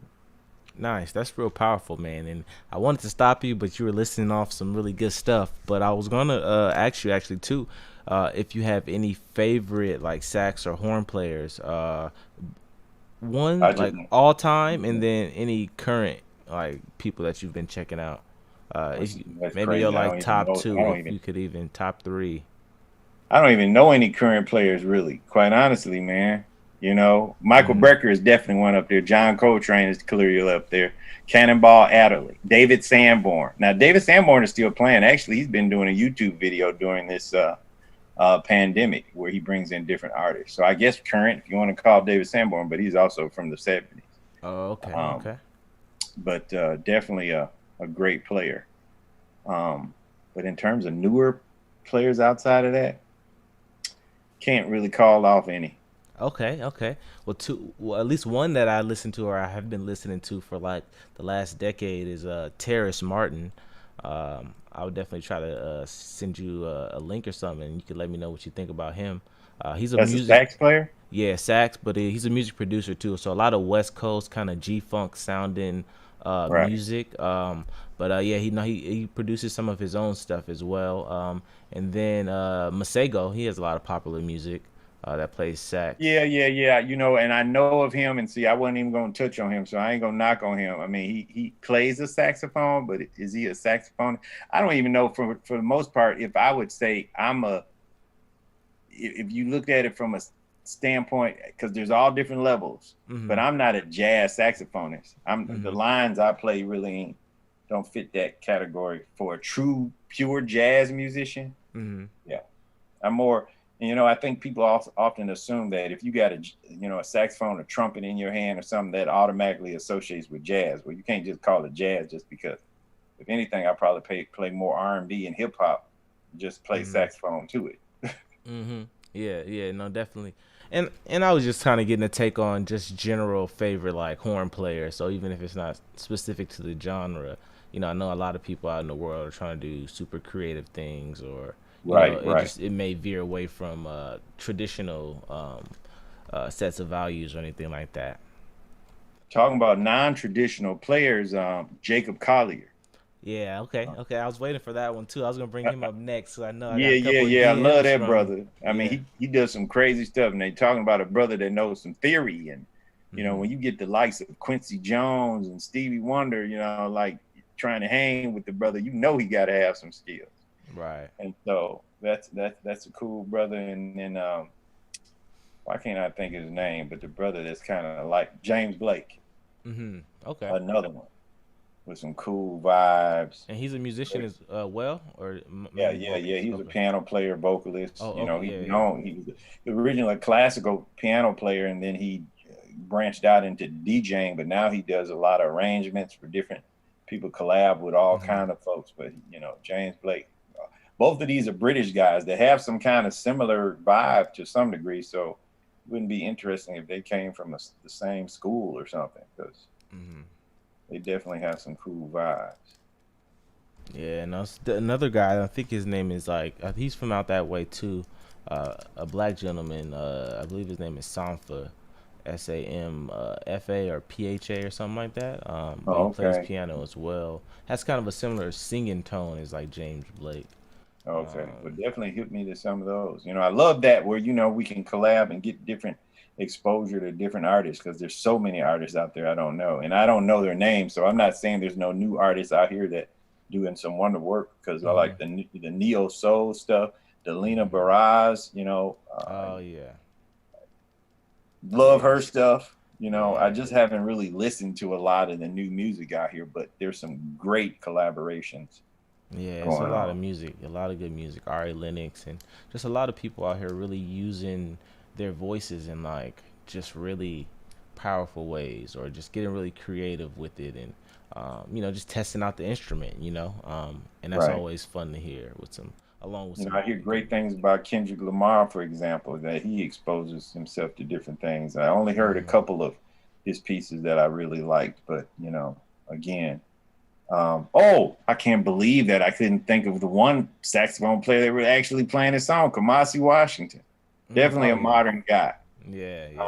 And we're literally playing one of his tracks. So out of LA, definitely a great saxophone player and visionary, as he has like, you know, hey, I want to get to that level where I can have an orchestra.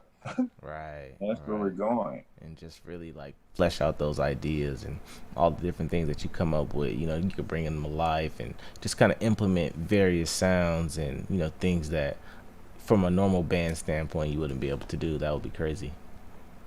Right. Well, you know, we're not done. Part of what I want to do, what happened? Part of what I want to do is be a part of creating what's called the Dream Sequence, which is a project that I still haven't let go of. So, you know, that's part of the vision, which is going to be like a actual show, a production of several artists coming together. I won't give you all the secrets now, but that's something that it's still in the plans to develop. Nice. Yeah, no, absolutely. And I'll definitely be looking forward to that. You know, I got a little sample of what's to come, you know, and that's extremely exciting. One thing that I want to throw out there, you know, given that 2020, a lot of 2020 and some of 2021, you know, a lot of it's been spent in the crib. Our love celebration is going to be from the crib. Anything you've been listening to or any shows you've been watching, or do you watch shows? Like what you've been doing with a lot of the... No, man, I really don't watch shows. You talking about like Instagram live shows or... Nah, just Netflix, Hulu. Oh, bruh. HBO. I just watched the movie. I don't know if you've seen this Russell Crowe movie, Unhinged. Oh, if you haven't seen it, bruh, when I tell you this movie is crazy, Russell Crowe tripping in that one. he had the level of like Joker in the Batman, and I'm talking about both of them. He done went a little wild up in this, gained all his weight, and but you know, definitely on the violent side. So you know, it's kind of an opposite, but it was definitely a well directed, and produced movie. But then, so there's different things that I've seen on television. I just watched Super Bob. You're talking about Netflix, but that was an interesting British show. But nonetheless, so occasionally I definitely get out there. Antebellum, if you haven't seen that one, definitely a great picture that has a twist on the end. So, I mean, I like everything from comedies. I definitely have watched Netflix. But you know what? One of the things that's been occupying as you were talking about what's going on currently, bro, I've been looking at this stock market. Oh, man, no, for sure. It's been, these last 7 days has been interesting, man. Yeah, the GameStop. The thing that I want to hit myself about is because, for one, talking about different things I'm doing, and we started a family investment club, and we're actually in our 5th year. Oh, nice. And, you know, this is family across the country.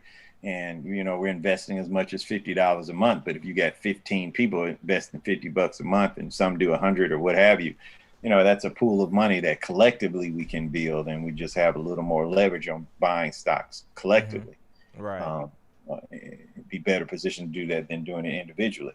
But I then also started me a separate little TD Ameritrade with the little bitty pennies I got. And, because I've learned now to try to follow trends.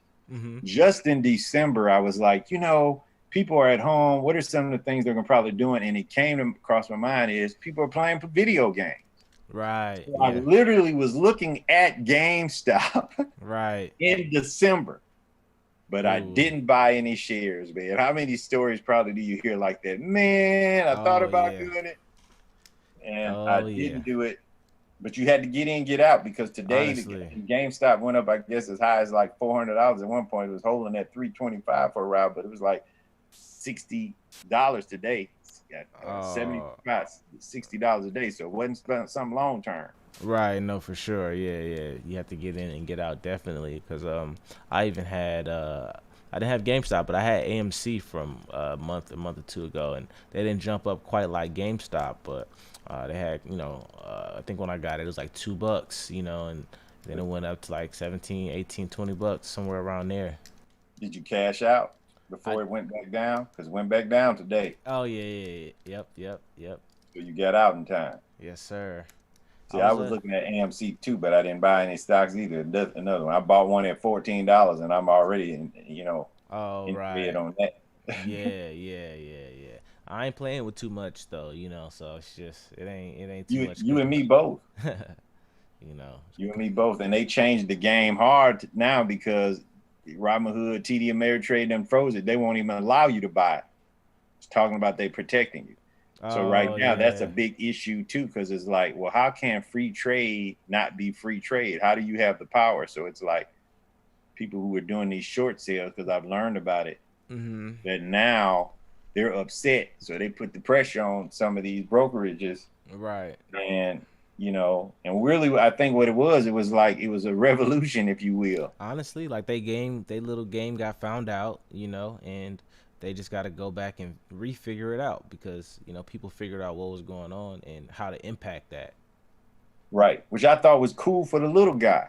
Yeah, for sure. You know, for that sure. they could potentially make some money, because right now, you know, big corporations, they'll say they're not doing insider trading, but you know, you can't even access any of public shares until there's a certain threshold that's reached, because they Right. have access before it's fully made public.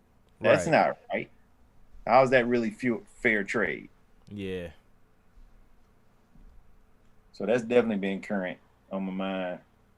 Yep. No, same here, man. Same here. And I just been keeping my eyes open, for what's to come and how I can be involved, and just also just understanding the risk with it all too. I'm not putting everything I got into it, but I am Right. at least participating. If there's money to be Awesome. made, I want to say that I made a little something. You know what I'm saying? Yeah. So yeah, is if there's a message we can put out, is don't be frightened about it. Get involved with the process so you can learn about it. Be it real estate, be it stock investing, and tell your kids. One of the things that one of my cousins did, which I thought was awesome, he said when his son was 15 years old, he gave him a credit card in his name that he can use and pay off and understand the importance of credit. But he started establishing his credit at 15. Mm-hmm. So by the time he gets out of school and college, he's already got a credit score that would allow him to be positioned to buy a house at 20. Mm-hmm. Yeah, no, definitely.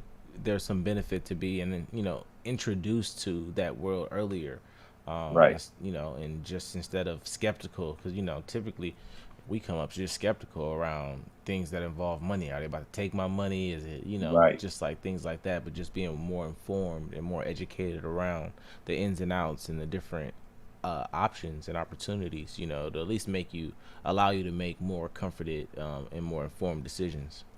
No, that's real, because we generally just don't have the conversations about it.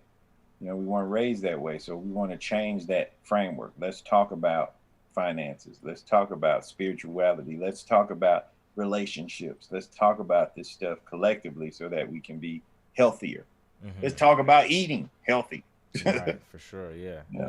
All of those things that we can be a little more actively engaged in. Yeah, and some of the things that we all have to, like the things that require us to look internally and make changes, are often going to be difficult things to have conversations about, but I think that it's it's definitely worth it, because not everybody, but a lot of people like to stand on what they grew up on, if you will. It's just like, I know this is what I know and I like to stick to it, but sometimes adapting and learning to change and kind of grow and evolve and adjust with the times, with the same knowledge of the past in mind, so that you're able to kind of implement it and continue it and grow and evolve.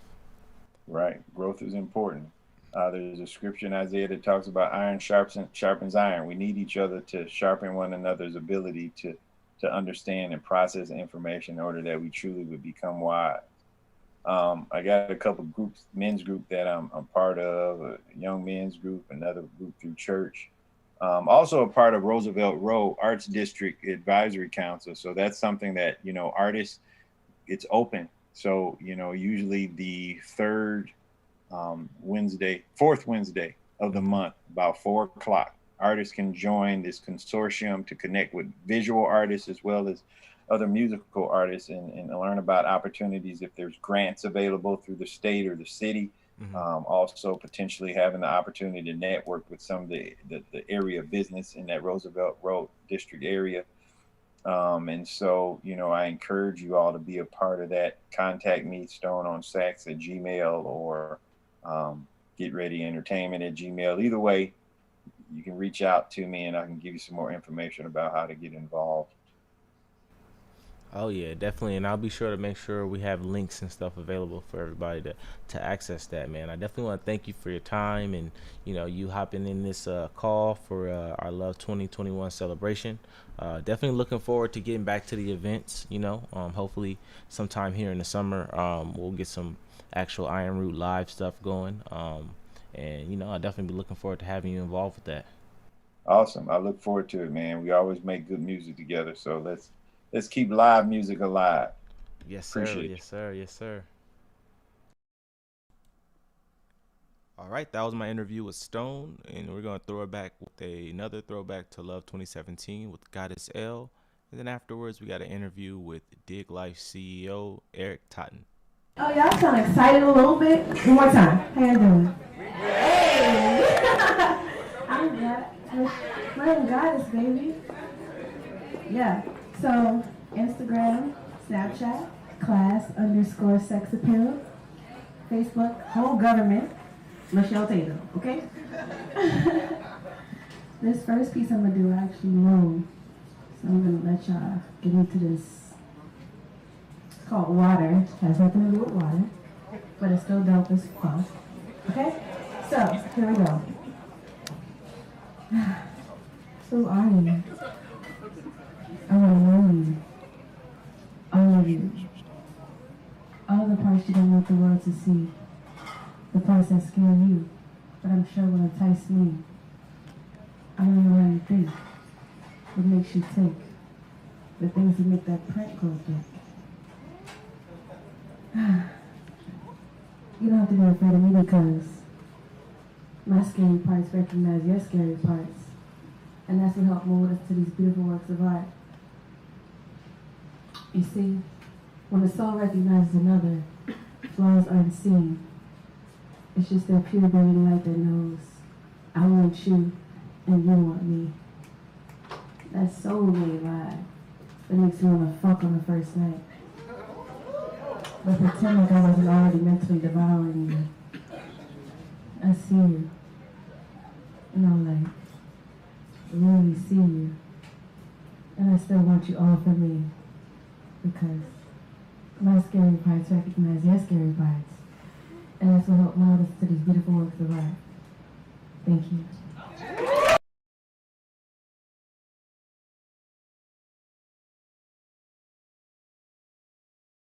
Hey, it's Adam from Bravo Support. Who's ready to post some content and make some money?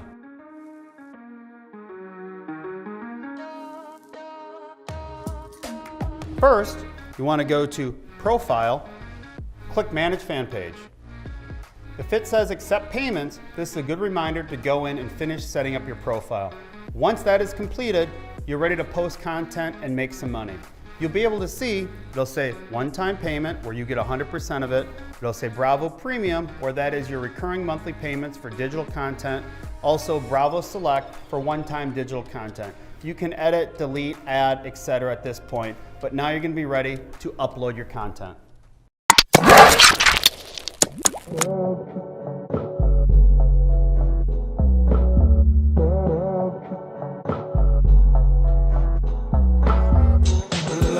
Alrighty, what up everybody? For this next interview for our Love 2021 celebration, I got somebody that's near and dear to me, my guy, Dig Life.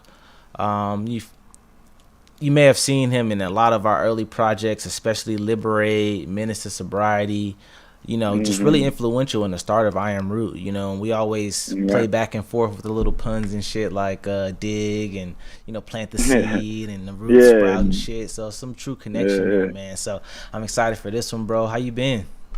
I'm good in yourself, brother. Hey, man, doing well. Blessed, dude. Just happy to be alive and healthy and, working still. Still a difficult time out in the world, you know what I'm saying? So I'm just blessed to have the opportunity to still be going, Definitely. Likewise. It's been good, man. I have to go in, so it's all right. I'm not upset about it. Right. Same, man. Same. I'm going into work every day too, just trying to do my part to protect myself, but still bring the bread home. Cause the Bill's still doing shit. So it's like, just grinding it out, thugging it out, man. So, man, if you can, bro, just tell the people a little bit about Dreams into Goals, kind of its origin story and where it is today. All right. Well, so Dreams into Goals really came about in a multitude of ways. I personally am a writer, filmmaker. So the first movie I wrote came to me in a dream. So that is kind of the root of it, Dreams into Goals, because I was trying to turn that dream into a reality. But the only way to turn something into a reality and be a success is to make it a goal. So Oklahoma boy, back when I moved out here, back then you couldn't do all the stuff that you could do now, so you had to be in a big city.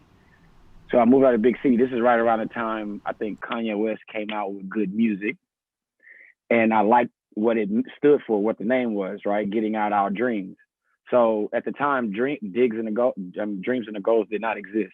And so I liked that, and I was like, dude, and I was a huge fan at the time, Backpack, all that, you know? And so I was like, dang, I want something similar, you know what I mean? Like, yeah, and I'm turning dreams into goals. So I looked it up. No one had it if it was spelled with a Z. I still wanted a little flair, so I spelled the dreams with a Z. Started an LLC. Now I'm about to make it a nonprofit. So it started out as a for-profit, and got logos, and I figured people would just gravitate to turning dreams into goals. It hasn't picked up like I wished it would. I'm fine with that. But on the flip side, I ended up finding an artist, which you know as well. Actually, her name was Ria Rose. Found this artist. She could sing. We started pushing. I also was doing film. So in between the two, we was pushing the brand. Then she no longer was with the brand, so I found another artist, Vintage, and hell bent to do what I was supposed to do as far as dreams and the goals. Like, you can't call yourself dreams and the goals if you're not actually helping somebody achieve that dream, you know? Yeah. Mm-hmm. So I picked up another artist in Toronto, Zalis. And so I picked up these two artists because I was being connected with a lot of music people because I did videos and films. Yeah. So it's a flip side in Cali. That's a whole nother story, you know what I'm saying, for another day. Now, what ended up happening is I started managing these artists and putting them in the right positions. And then now, about 2 or 3 years later, it's flourished. We kind of had this conversation earlier, but for the people watching now, Vintage just signed a distribution deal for a year. Pretty good deal with a significant company, Symphonic, I think is the name of it. Mm-hmm. And my other artist Zalis, during the pandemic this year, he did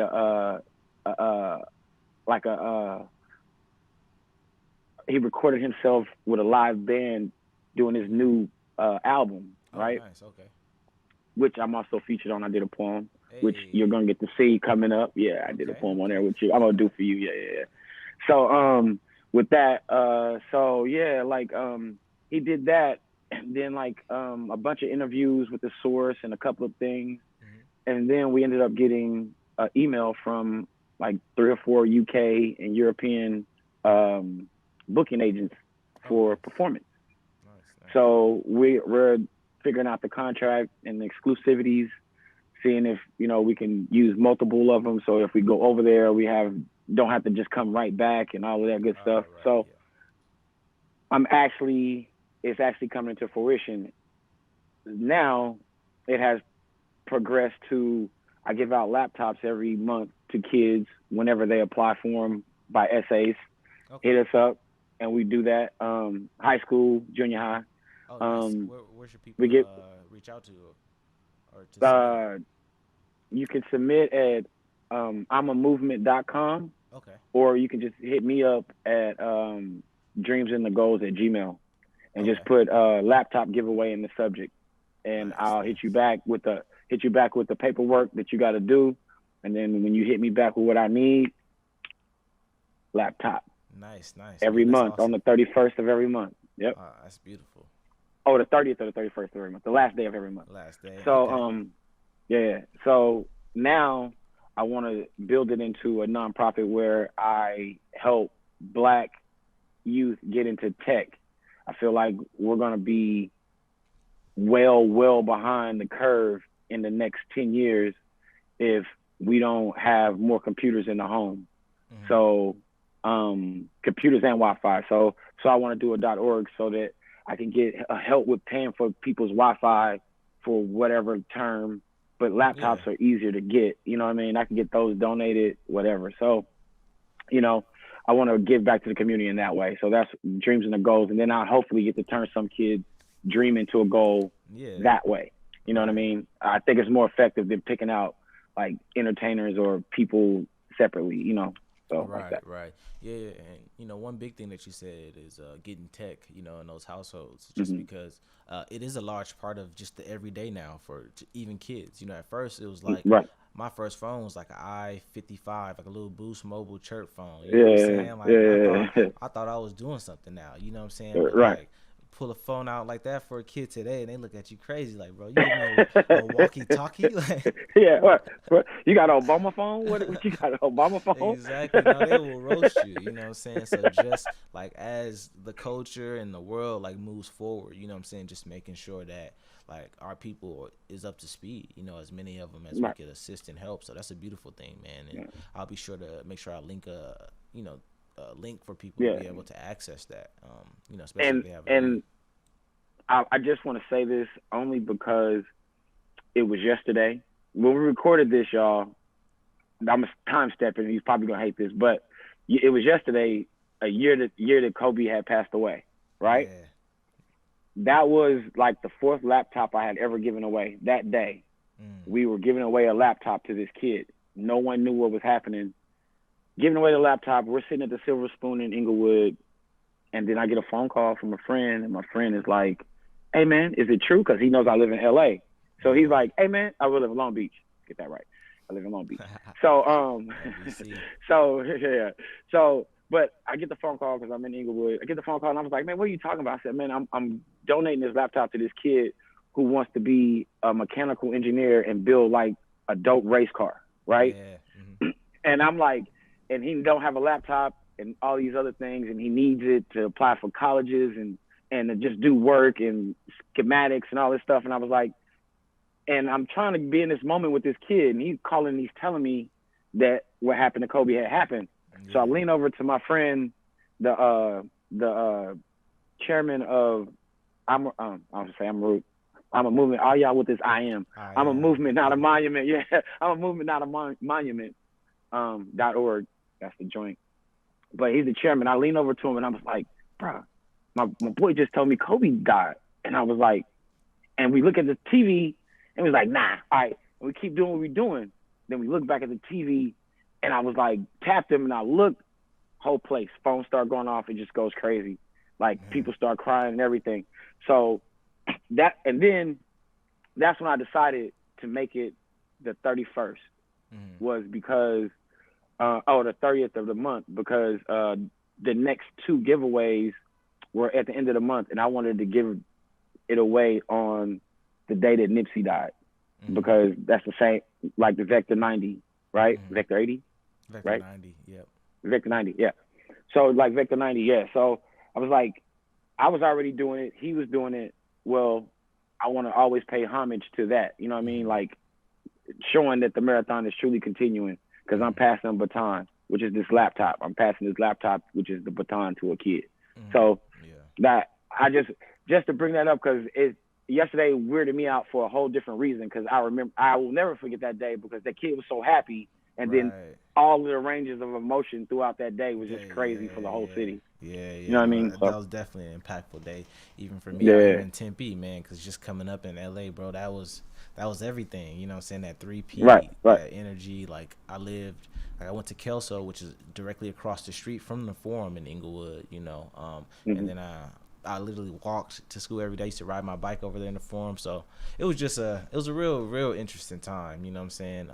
But you know, as we all, I mean, even for Nipsey's passing, like I coming to college, like a lot of his music is all that I listened to, you know what I'm saying? And just really somebody who was like empowering, but also just like the narrative behind, like, you know, what he embodied and what he contributed, and also what he's gone through in his life was just so inspirational, man. And it was just like, when I look at people, you know what I'm saying, I'm just like watching his story, and just I was waiting for it to continue to grow and like blossom. When he was doing the Proud to Pay and people was coming, you know, paying $1,000 for this and, you know, that, and just how that was working and just where the mind was going, man.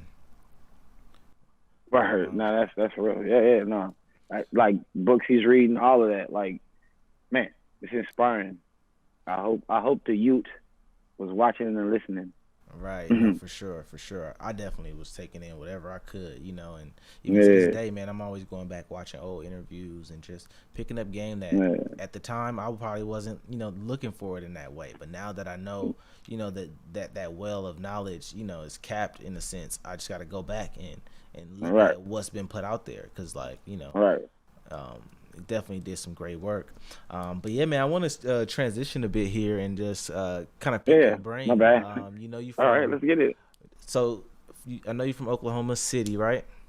Right. And you living currently in Long Beach. So it can apply to either place, Yeah. or you can answer for both. And essentially, I want to say, so what's the best place to eat in your city after midnight?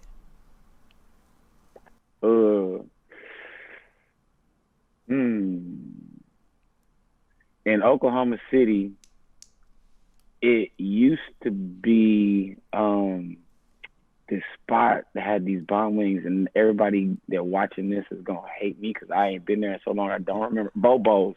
Okay. Bobo's Chicken. Bobo's Chicken. Bobo's Chicken in Oklahoma City. And if you in Long Beach after midnight, that's rough. That's a rough one. It'd have to be Roscoe's. Roscoe's. If we're not in a pandemic. You know what I mean? Right, yeah. It'd have to be Roscoe's. Okay, But that Bobo's at home though, boy, try to tell you. Right. Yeah. Okay. What if any, man? Because I know I probably asked you this on our IG live interview, but now that some time has passed, we'll see if it's the same answer. What if any like superpowers? If you could pick two superpowers, what two would they be? I don't know now. Like, shoot. Yeah, that's a difficult question now. I think last time I answered it pretty quick. The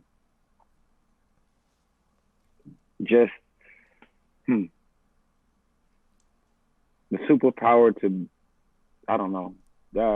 I guess at this point, healing would be the biggest superpower to have. Right, just be able to heal Right, people. you know what I mean? Right, like to be able to, basically heal someone. Like, hey y'all, just show up. I'm gonna tap you, and we're gonna walk away from this, and everybody gonna be good. You know what I mean? Like, straight, right? That would be the superpower. Yeah, you know what I mean? Even if it takes a toll on me, So I think that would be it. Okay. If we're talking pandemic times, yeah. Right. Yeah. That works for me. I'll take that. What about so outside of superpowers, on the just it could be music that you listen to in 2020 or anything that you've been vibing to at the start of this year, man.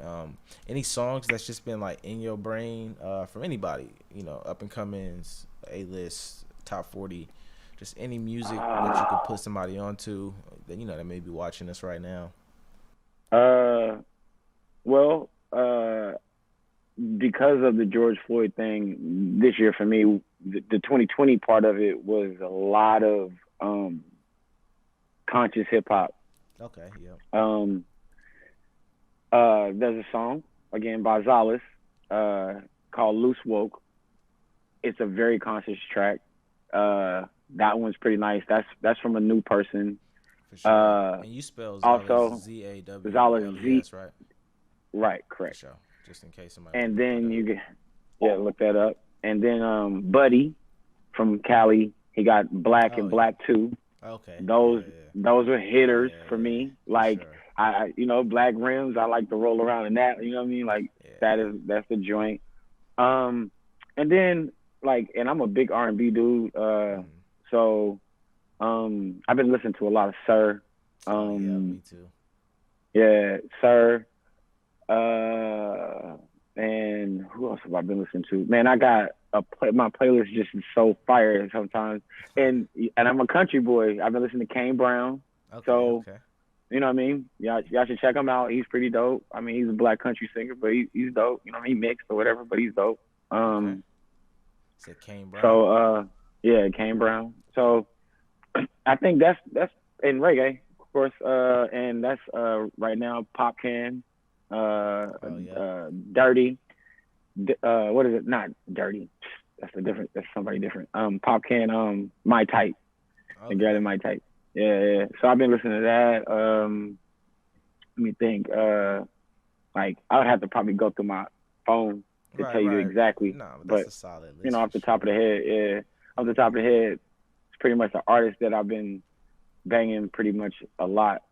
Just trying to keep my head together. You know what I mean? Right, nah, that's true. Yeah, I definitely like listening to Buddy as well. Like ever since I found years back that Trouble on Central, like just just the vibes and the stuff that he be coming up with. I know he be doing music with like Guap Dad and some other cats where they just be kind of just chilling and rapping, you know. And I like that approach to music, you know, where they just vibing, man, and just like really just finding that artistic space and just like flexing that muscle.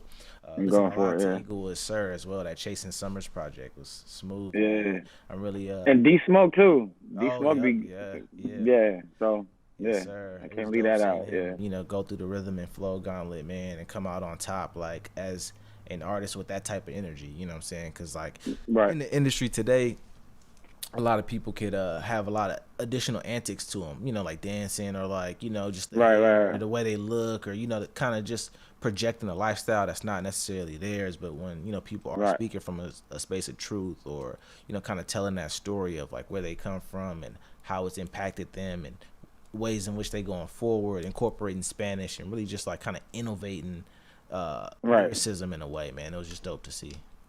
Right.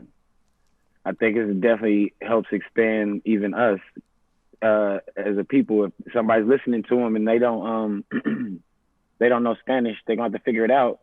So they might go learn Spanish because that's their favorite artist and they don't know Spanish. You know what I mean? Right, for sure. So also helps with crossing cultures. The Spanish speaking culture might get more familiar with our culture because how seamlessly he does it. Right. So, you know what I'm saying? I appreciate 100% of it. Yeah, I'm in for it. Yes, sir. And shout out to Inglewood. That's the first place I landed when I got here, too, by the way. See, that's shout out to Inglewood. Yeah. So that's why I still give back to Inglewood, and I'm always out there. So, you know. Yes, sir. Inglewood raised me, so, you know. Yeah. That's what's up. Another one I was gonna throw at you, man, was too, like, you know, with the quarantine and stuff, we've all been either at the crib, you know, or spending a lot more time at the crib, if not at the crib all the time. What you been watching, man? Any shows? Oh man, I watch Blackish. Okay. For Life. For Life, yep, I like that. That's a banger. Let me think. Man, 50 been throwing out some nice stuff though. Some nice hitters. And of course, Ghost Power 2, Book Power 2. Let me think. What else do I be watching, man? Right now, I think that like I don't really watch that much TV. To be honest, like that's about it. I mean, sports, and then like I like that show Flight Attendant. That was cool. Like those like Netflix shows are like one-offs and all of those. Yeah. I mean, like those I'll watch, but there's a show on, I think it's Stars or HBO Max with Idris Elba called like On the Run or something like that. But he's a Nigerian guy in England. I can't think of the name of the show, but that show's fire. It's got a quirky like humor, but that show's fire, and I'm addicted. I watch it all the time. So yeah, that one too. Sure. I actually caught up with it. Yeah, so I'm all over the place, man. I like to see more than just my view. Right. No, that's true. And it's dope. I'll be catching stuff too. Like I like the Ghost. You know, a lot of stuff that 50 dropped, the For Life. You know, I try to catch whatever I can. I don't do too much watching as well. I'll be trying to make sure I'm staying busy, but it's time for quality time with the lady. You know what I'm saying? It's like, all right, let's throw on a show. Yeah. Throw on a show, maybe. That's when I pick a show to watch. You know what I mean? Like I'd be like, I saw this preview to this show. I'm gonna check it out, and then we'll watch it. Right. That Queen's Gambit. I wish that was a TV show. That was fire. Like it's like stuff like that. You know what I mean? Like, you know. Right. Hold on. But Blackish, mixed-ish, all the ish, grownish, blackish. I watch all of those. Just get that out the way. I think I got more tracksuits than Kenya Barris too. Me and him need to battle. In the Black AF or whatever that Yeah. show was. Yeah. Hashtag him. Let's battle. Right. And I watch his Black as Fuck too. Let's battle. I got more tracksuits than you. You got more money, so yours might be nicer, but I got more. Right, for sure. Because in LA, man, it's always somebody somewhere selling some shit. You know what I'm saying? So, yeah. yeah, no, definitely. Yeah, I no, can that compete. right for sure. Yeah, man. So, what are some goals that you got for this year, just for either the brand or for yourself? Well, as you know, I got Green Tea coming out this year for sure. We're about to finalize everything and get you'll know because I'm hit up on you for the score and all of that, or for something to put in the movie music wise. Sure, and you see, I got the man. I'm always. This is my living room, man. So my living room is my studio. As soon as I walk in the house. That's what it is. You go back to work. That's what it is. From work to work. Right. From working for yourself. And speaking of that, like this year, like last year, I did pretty well in the market, trading in the market. So another thing, like I was saying earlier, I want to start this dreamsandthegoals.org or nonprofit. So once I start it, I still want to be able to lend a hand in teaching the kids the stocks and teaching them tech as much as possible. I don't know how to code. I know how to short code, but I don't know how to code. So I would definitely be bringing people in for that. But hopefully that's the goal, to get that up and started along with that. And I want to write a book that goes along with the poem that I'm gonna shoot, that I'm gonna do for you, called Meeks Day. The book is gonna be by the same name. Okay. It's kind of like just the blueprint that I believe that we need to do to have what we need to move forward within this nation. And if we decide to leave this nation, it would still be a viable thing as far as Black, brown, or minorities, period. And, we'll talk about that at a different time. So, like, I've been working on those three things, this year, 3 or 4 things. And that's about all I'm going to do. Like, and I'm just going to hone in on that.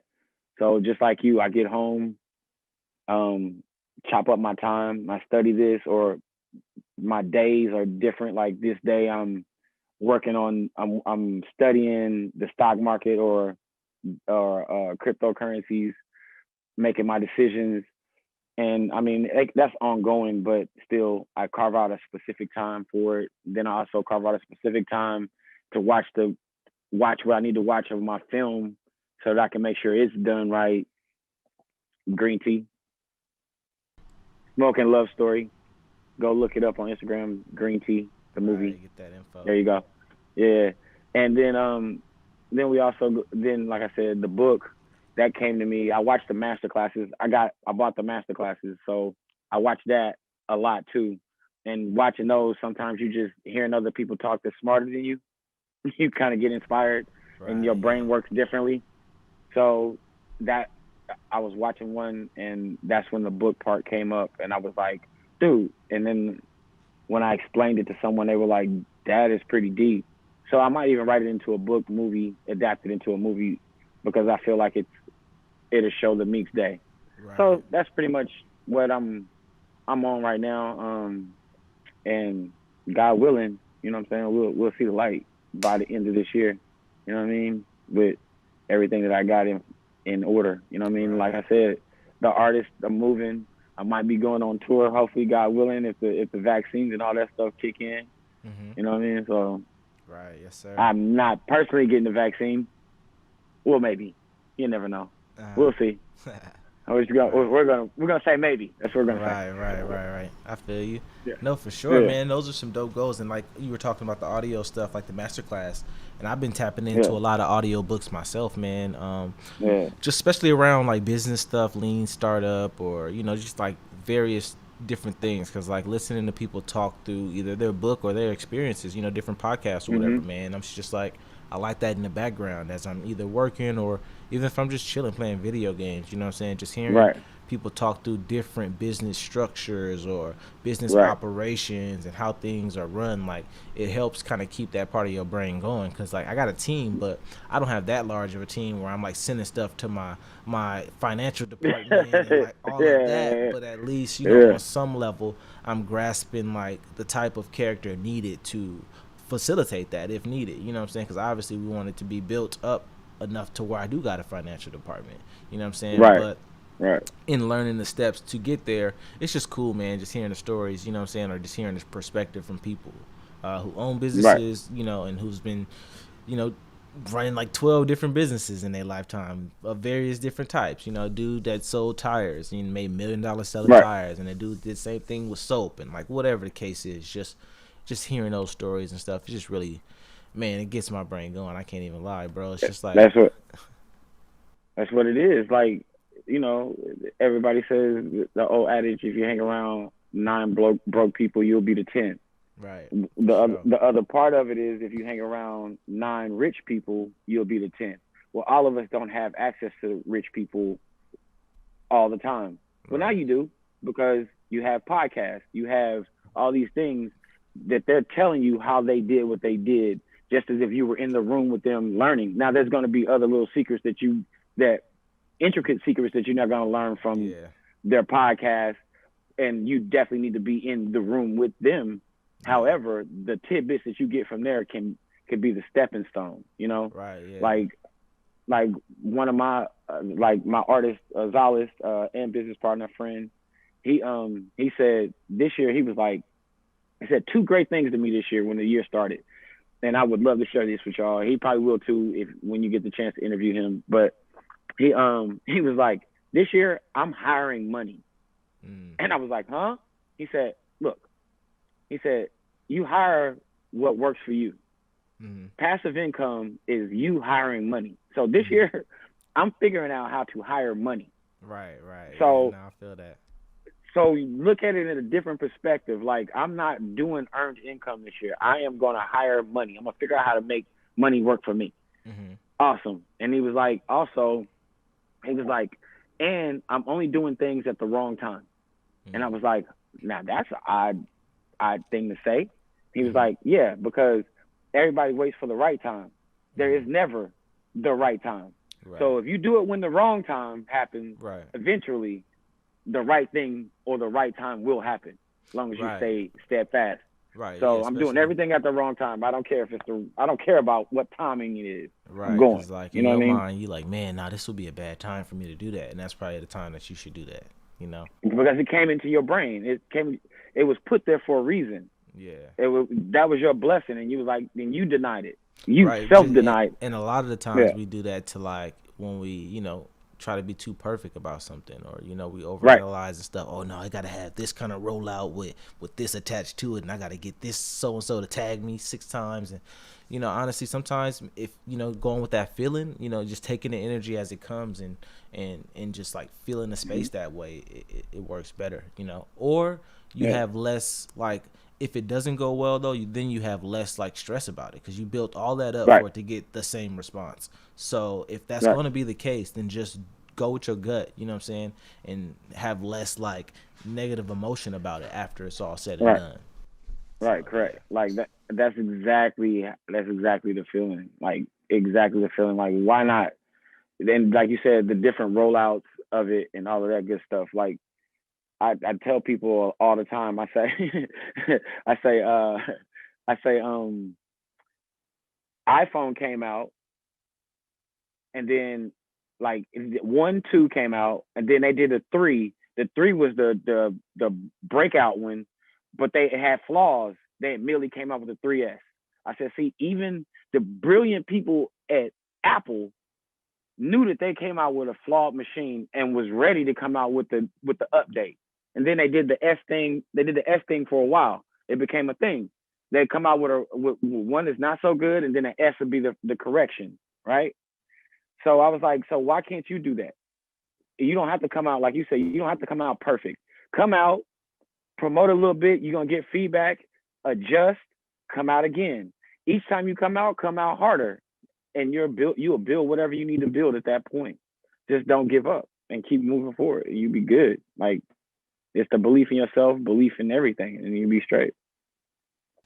Right. No, man, that's very true. And you bring up some like real like important things, because like that's ultimately what it comes down to for a lot of people, is like just believing in themselves, you know what I'm saying? And also just putting forth the effort and putting forth the work, because it's just like sometimes we try to create the circumstances, you know what I'm saying? And sometimes things are just what they are, you know? And like you were talking about before, we were talking about like the friends and all that, and you know, just like you can get information from like those audiobooks and so on and so forth. Like some stuff you can only get from like being in the room, you know what I'm saying? Some stuff you can get you can only get from like experiencing a business deal, going to rent out a venue, booking an artist, like having those conversations. But a lot of it you can get from, you know, just, you know, those podcasts, those different books, or listening to people talk, or, you know what I'm saying, just doing a little bit of research. So no, absolutely. Those are some dope points. And the last thing that I was going to close out the interview with, I was going to ask you if you had any advice for up and coming artists that are just, maybe they haven't put out their first EP yet. They're just kind of finding themselves and they want to begin to take themselves seriously. Like any advice or any tips that you would just, pass on to them? Currently right now, I would definitely, first thing is invest in yourself. That's no matter what you do, you have to do that first. So figure out how you can get some capital, put out your music, but don't worry about necessarily putting out a whole album or a mixtape or all of that. Like in this world right now, you can simply put out one song if it's banger. Like I would rather spend $5,000 on creation, like on a beat, the studio, the visual, and the promo, than spend $5,000 just creating an album. Because now you still got to pay. That's a whole nother $5,000 you got to promote that, and you got to get visuals. Now, if you do that with that $5,000, and you got more than that $5,000 to like keep pubbing and promoing it, that one song, and it's a hot song because you pay pretty good for the beat. You know what I'm saying? You went to the right studio. You know this is you. If you feel like this is your hit, then and if that's not the hit, but it gets you traction, then do it again. But come out with a song and a visual, and push them both the same way, because you get YouTube. You can get money from, like, there's so many venues that you can eat from that is not just music, and streaming is forever. So that if you do catch fire, they're gonna go back, and what you did is still gonna get you paid. So you're actually setting yourself up for long assets. So that's the game, is to set yourself with assets and keep it pushing. Then that would be me. Right, dope, man. Well, definitely, I appreciate that, man, and I'm hoping that people could take some game from parts of this convo, and also learn about some dope spots to go eat at if they're in Oklahoma City or if they're in Long Beach. Yeah, man. So. Oh yeah, if you're in Oklahoma City, go to Brown's Kitchen. Go to Brown's Kitchen. They got the best chicken. Hey, look, that chicken war thing, they smashed. Go to Brown's, Oklahoma City, Oklahoma, Brown's Kitchen. Say word. After midnight, you were saying Bobo's is a spot. Bobo's, because I'm not sure if Brown Kitchen is open after midnight. That's the only reason why I said that. If they were open after midnight, that's what I would have said. Okay. Well, man, definitely appreciate you hopping in the Love 2021 interview section. Yeah, man, and we'll be looking forward to checking out that video of you dropping the poem. What was the name of that poem again? Meeks Day. Meeks Day. Okay, for sure, man. Yeah, we're gonna be looking forward to that one. All right, for sure. I'm gonna shoot you there. Hello, everyone. It's caught me off guard. I thought there was someone else before me. But I'm so happy to be here. I have 2 poems to share with you all, and they are about men. I mean, not men in that way, but the first poem is about my biological father, and then the second poem is a dedication to all the good Black men out there.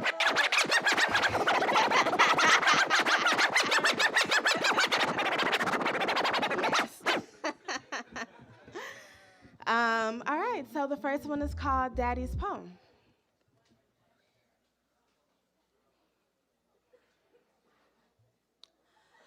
I received your letter in the mail today.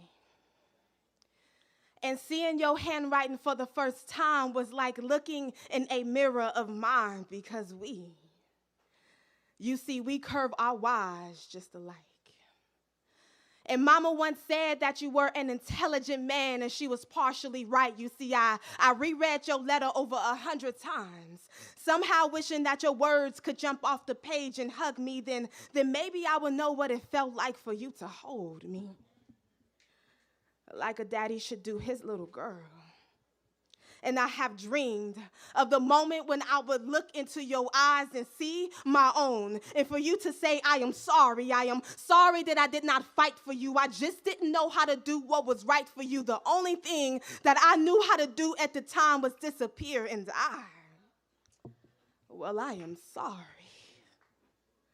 Well, Daddy, your letter only contained half of that apology. And none of the reasons why we never matched our footsteps together, why we never attended father-daughter dances, or why my hands never got the chance to fit inside of yours. But at least your letter came. And I traced your name with my fingertips, planting an invisible kiss from you on my forehead. For the nights when monsters were under my bed. For when I got my heart broken for the first time. Or for when I just needed your strength. Because I, Mahogany Hope Turner, I am your firstborn daughter. What do you mean you didn't know what to do? You see, Mama gave birth to me to breathe life back into you, and Daddy, all you had to do was plant kisses on my little fingers and toes. And rockabye baby me to sleep in your arms in disbelief that you played the part in the creation of someone as beautiful as me. You see, all of my life, I thought only mothers could die during birth, yet all of my life, you have been dead to me. Not even allowing yourself the opportunity to be a childhood memory for me, and Mama told me. You see, she told me that you were a poet. And that I write poetry just like you. And so each time I perform, I am speaking through you and to you, just knowing that someday, one day, you'll be in a room. And when I am walking back to my seat, our eyes would meet and tears would stream down our cheeks in unison, but we would never speak because words could never make up for that spot in my heart that has longed for you. Just wondering if you will be proud of the woman that I have grown into. And although this letter will never reach you, because yours has yet to reach me, I am still waiting to hear from you, Daddy. Yours truly, your baby girl, Mahogany.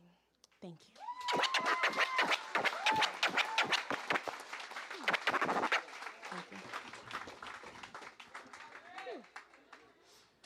All right, so here's my black man poem. Let's give a standing ovation to such a beautiful creation of a black man. One who holds his values in the palms of his hand so that each time he greets you with a handshake, you remember him. You see, you don't need a microscope to recognize this brother's good spirit because he just is who he is and who he is.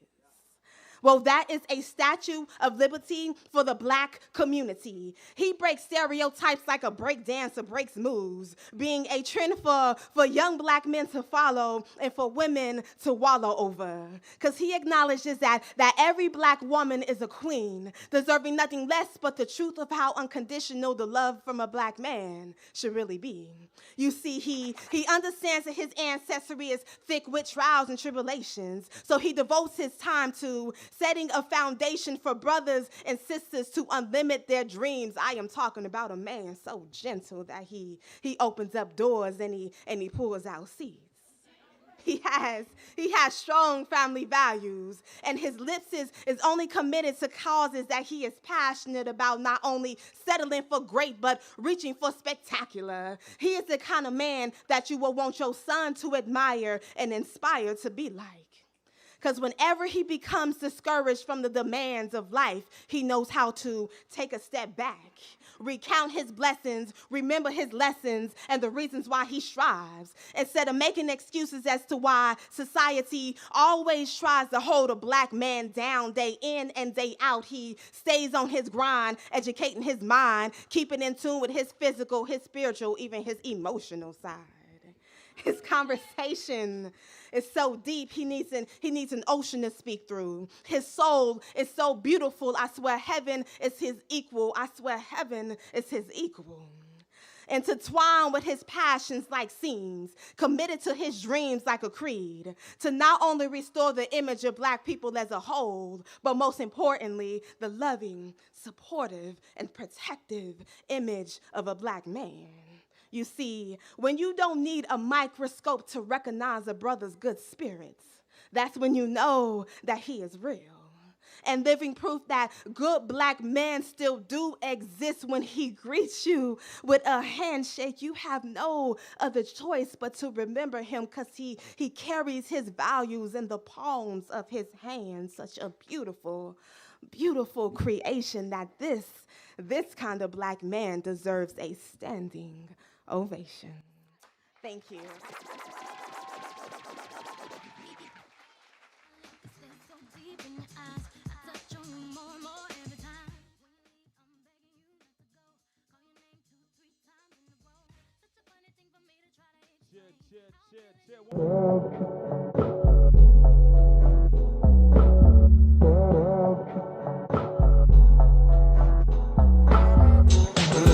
All right, what up, everybody? This is Dom Root, and we got another interview for our Love 2021 celebration. This time we're talking to fellow collective member Trav the White.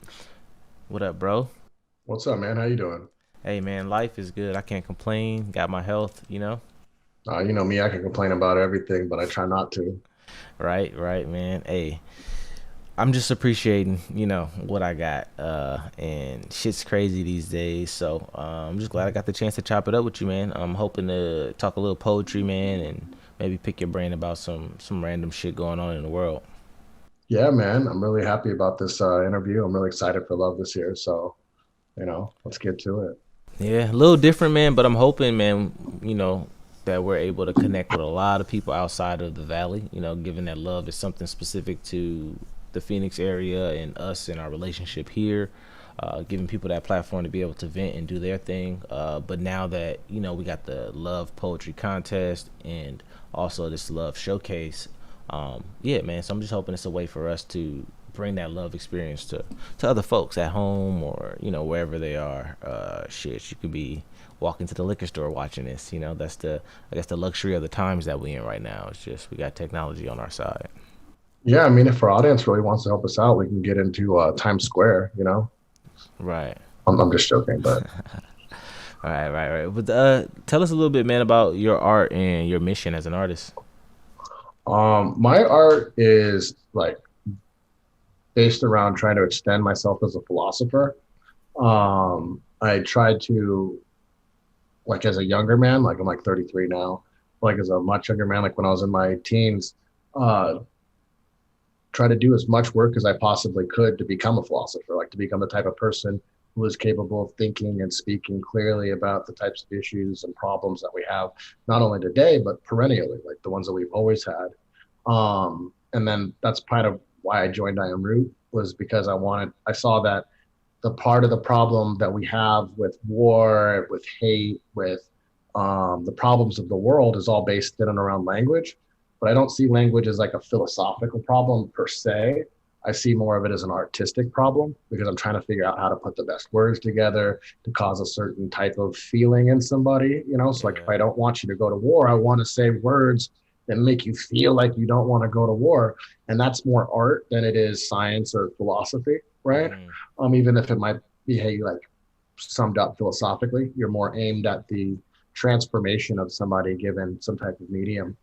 And so in exploring that and thinking about myself and how I can make the most effect in the world, I felt like sitting in like a ivory tower, utilizing the skill and this persona and personality that I have wouldn't be the right thing. That actually being out there and trying to figure out how to modify myself to be a more general person, a more artistic individual was the right answer.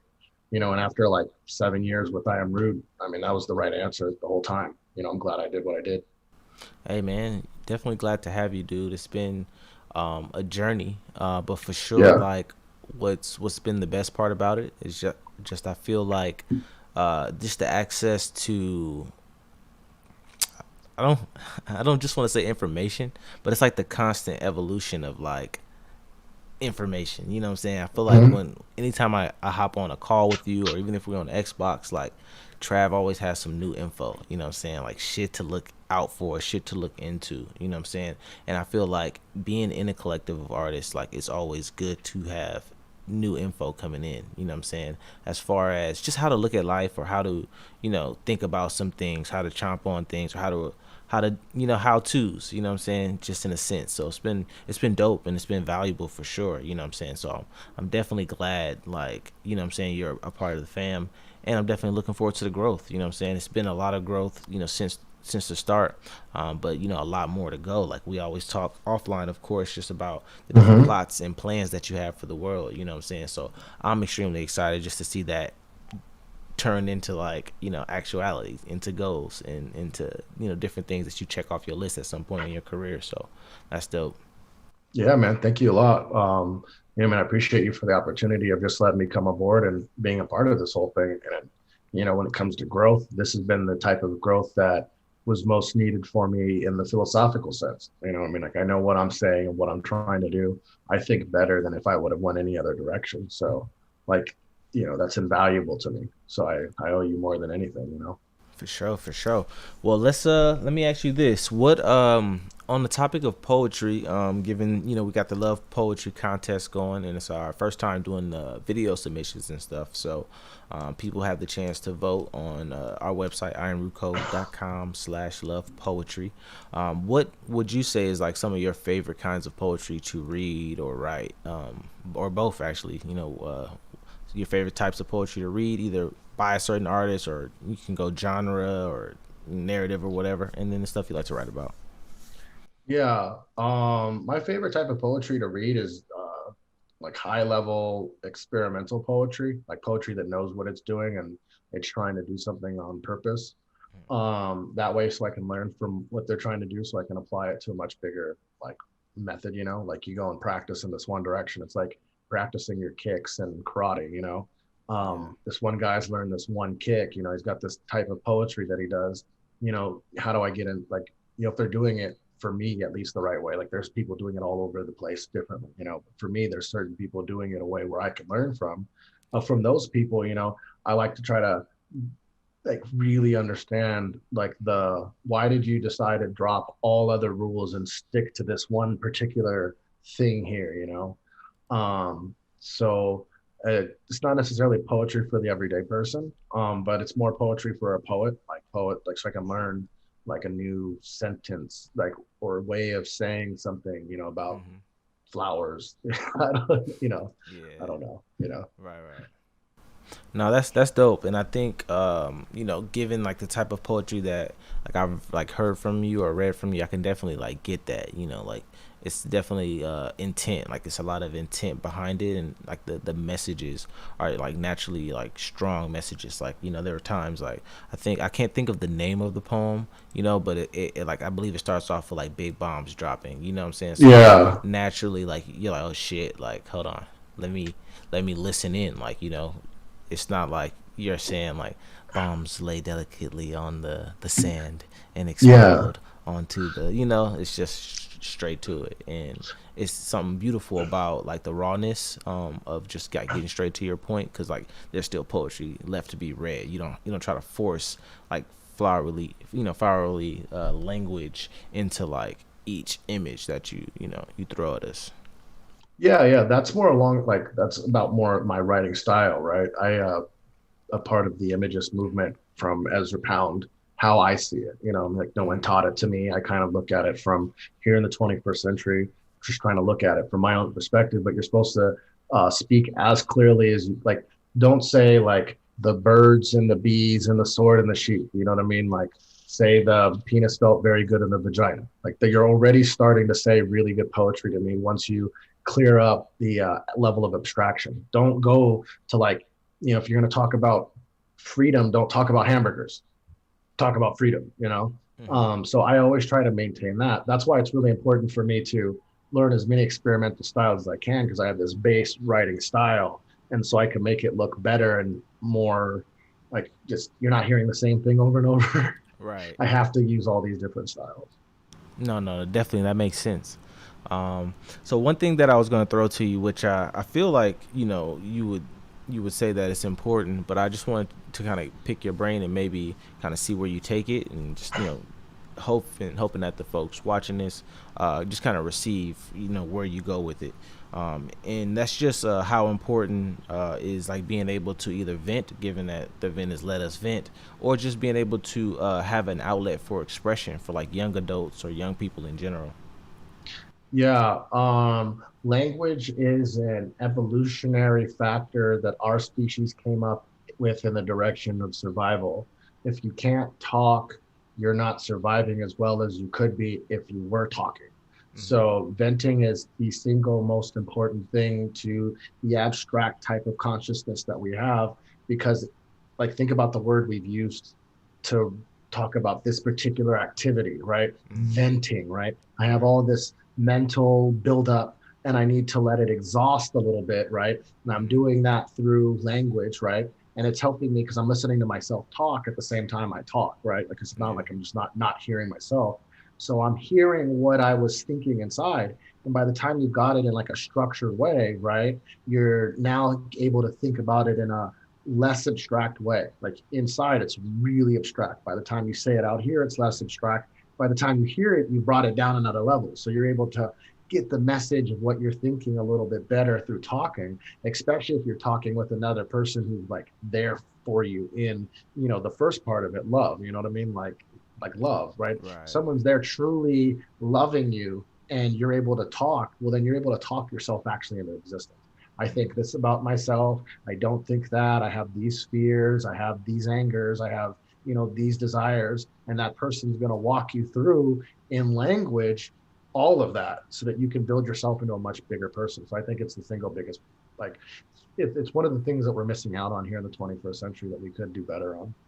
Nice. Yeah, no, I definitely agree. Like, even our machinery, you know, like they have vents and ports in them so that they don't explode, you know. Yeah, right? Like all of a sudden you're playing a game and then your fans going, you know what I mean? Right, like, yeah, for sure. Yeah, you rev your car too much, you know what I mean? And like smoke starts coming out of it, you know what I mean? The same thing happens with you when you're like all frustrated and, you know, whatever, you know, venting does help. We all know what it's like when we actually are listened to, how good that feeling feels afterwards. Right. It's like one of the best feelings in the universe. For sure. Because I feel like it's just as important, you know, to have someone in your life to be able to express to, or if you're like, you know, definitely if you don't have an outlet, but like those people that often get vented to, you know what I'm saying? Like they play an important role in society. I feel like just, you know, Biggest listeners, role. you know, just being good listeners and or just allowing people to get stuff off their chest without like judgment. Sometimes, you know, people shy away from like expressing themselves or talking about the things that are impacting them simply because they don't want to be looked at as that person. Like we have that going on in our world where you could be that person, you know, and that forces you not to want to be like, yo, I'm having a bad day, or like, here's what's on my mind, just because you feel like, you know, having that stigma is worse than, you know, I guess anything else for that matter. Yeah, I mean, it's really interesting when it comes down to like the way we've kind of shut ourselves off from ourselves here in the 21st century, and what it would mean for us to build like better infrastructure of the socials, what I would call it, you know, like we have this like very, very alone type world where like, even if you're like talking to somebody at like a bar that you find randomly, you know what I mean? It's not I don't know. You know what I mean? I'm not going to say like, cause I have like these crazy conversations with people, you know what I mean? But I find that like the average person seems to like really value my conversation that I had with them. You know what I mean? It's like, oh, wow, dude, you're so different. That was cool. You know, like, cause like I'm always going out of my way to have these conversations. And so it's strange, like living in a world that's so disconnected, you know what I mean? Being a type of person like myself, you know, cause I see a lot of people just needing to talk and they wouldn't be like, let's say, so extreme in their personality. Right. No, yeah, that's very true. That's very true. Because there's definitely even, you know, points in my life where, like, especially like I would say like middle school or something like that, where I just felt like I wasn't, you know, talking about things, you know what I'm saying? Just how things impacted me, what I thought about this, or, you know, and so on. And I definitely carried like a lot of like anger, you know, and I had like a off and on relationship with my father, so like stuff carried over into that, and not talking about it, you know, it definitely can not necessarily be like the healthiest thing, especially as you're trying to grow and like figure yourself out at that point in time. So yeah, man, I definitely appreciate you you know, going back and forth with me about that, just because you know, I'm hoping to definitely touch base with a lot of like youth going forward with a lot of our initiatives with like I Am Root, you know what I'm saying? And you know, just making sure that we tap in with the things that are important to them, and just making sure, like, on the subject of some previous podcasts that we've had about secession, in our own way, making sure that we reach back to, you know, for the little ones that are looking to get into the spaces that we are in, you know, because to us, like, we have so far to go, but like to some young folks looking at us, you know, we're in a great space. So Yeah, you know, one thing I've been practicing a lot more recently with like some of the younger people I've interacted with is just listening and not talking as much. I mean, anybody who knows me knows I'm the talker, right? But I find that like, you know, as the older person, to just be there as a listener, it seems to be a very important thing. And so that's one of the things I'll be working on with myself going forward, is just to let other people vent, you know what I mean? Right. So, yeah. You also learn so much too, either about people or just about perspectives and stuff by just sitting in, you know what I'm saying? Like, oh, that's how you move. You know what I mean? You just be letting me ramble, bro. For sure. It'd be like an hour later and you'd be like, all right. And so then this, that, and the other thing. Okay, cool. Right. For sure. You know, and yeah, part of it, man, is I like, you know, things that are interesting, you know, and a lot of the time, like, just interactions with folks, you know, yourself, or just, you know, even just being in the room when conversations are being had, you know, is also interesting. You know, not the case that I might go and voice my like strongest opinion or anything of that matter, but it's just, it's to me like TV almost, you know. For some instances, you know, it's like it's not TV, but it's just like it's information going back and forth, and you're just like hearing it play out, real time podcast, like whatever the case is. It's just I enjoy. I don't want to call it ear hustling. Hopefully, it's conversation that I'm involved in. No, TV is a simulation of what we were really doing before. You know what I mean? Like we were talking back and forth, and we were the Seinfeld characters. You know what I mean? Like we weren't just sitting on the couch letting other entities live. You know what I mean? We were the ones living, and we were the ones talking about the story and seeing it play out. And that's one of the things that's weird about the digital world, is like the types of participation people take in it. You know, not a lot of people are. I wouldn't say not a lot of people, because I haven't met a lot of people in the big sense. You know what I mean? I haven't met like 100 million people. Even if I did, that's still like less than a percentage of the world right now. You know what I mean? That's like such a tiny amount of people. I still wouldn't have any insight. But like one of the things I talk about a lot with certain individuals, you know, is that extreme loneliness that's available here in the 21st century, and what that all really means, you know. It's a strange factor and strange phenomenon. I don't know, you know. Yeah, no, that's definitely very true. Yeah, so I'll throw you another one, man, before we wrap up here. And that one is more so just about like any artist or you know, someone, so artist, music artist, preferably, that you enjoy, that you think puts out high quality music and visuals. Yeah, for high quality music, I mean, like first, the one artist I'm going to shout out right now is Rosa Toddy. He's a local artist. Zotadi. You can find him on all the platforms. I've been listening to his new album. I've like spent a really long time listening to it, like, because I like it a lot, you know, and I want to do like a write up on it, you know, but it's deep in a fresh way. So I like his Big Head Guide to the Galaxy. Artists who have great visuals and great music right now, Rumor, RMR. Okay. Yeah, I would say him and St. John, but Rumor more importantly. St. John's kind of like, I don't know. I like Rumor right now. Okay, for sure. For some reason, I thought you was gonna say Amine, just because you. Man, like Amine's like my 3 o'clock in the afternoon, smoke some weed music, but like by the time night falls, it's like more Rumor. I got you. Okay. Yeah, okay. And so like Amine, he's great, but like, I'm sorry, Amine, you know what I mean? Like if he ever sees this, you know what I mean? Like, and if Rumor ever sees it, like, you know, get on a song together, that'd be dope. Nah, that would be dope. That would be dope. Fuck it.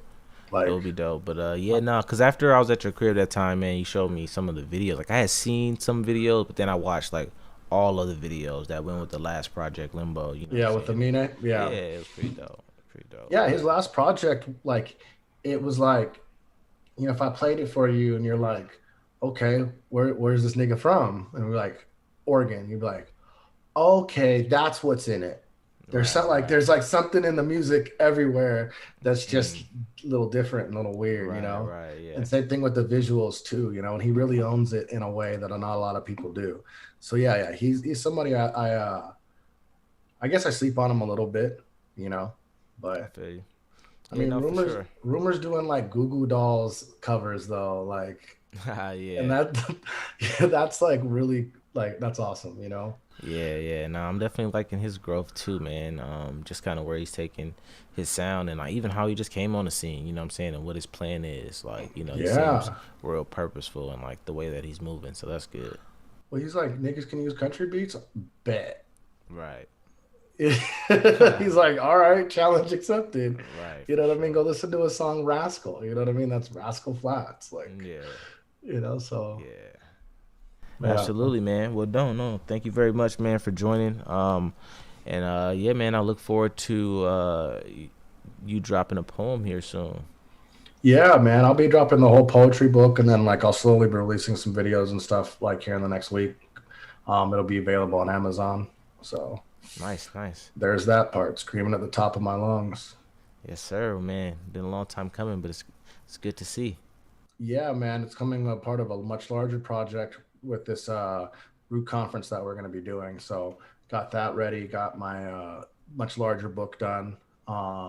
And so I'll be dropping all of that kind of all at once while talking about this Root conference, where hopefully we can get some really high level thinkers out here to talk about what we can do in relationship to technology and tradition, and how we can build out the right infrastructure going forward so people can feel not only connected and happy, but, you know, like 21st century people too, you know what I mean? Like we could have, like, we don't have to like, we can have all the stuff the people who want like socialism or utopia want with jetpacks. Like we don't have to like go back to like cave people and do this, you know what I mean? Like we could figure this out with flying cars and going to the moon, you know what I mean? Like, and so I want to do my work for trying to provide the intellectual grounds for us to talk about that type of world. You know, how do we fix this world using the traditions that we've have in the past? Because like, you know, like our podcast has been saying, you know, I might just be missing out on walking.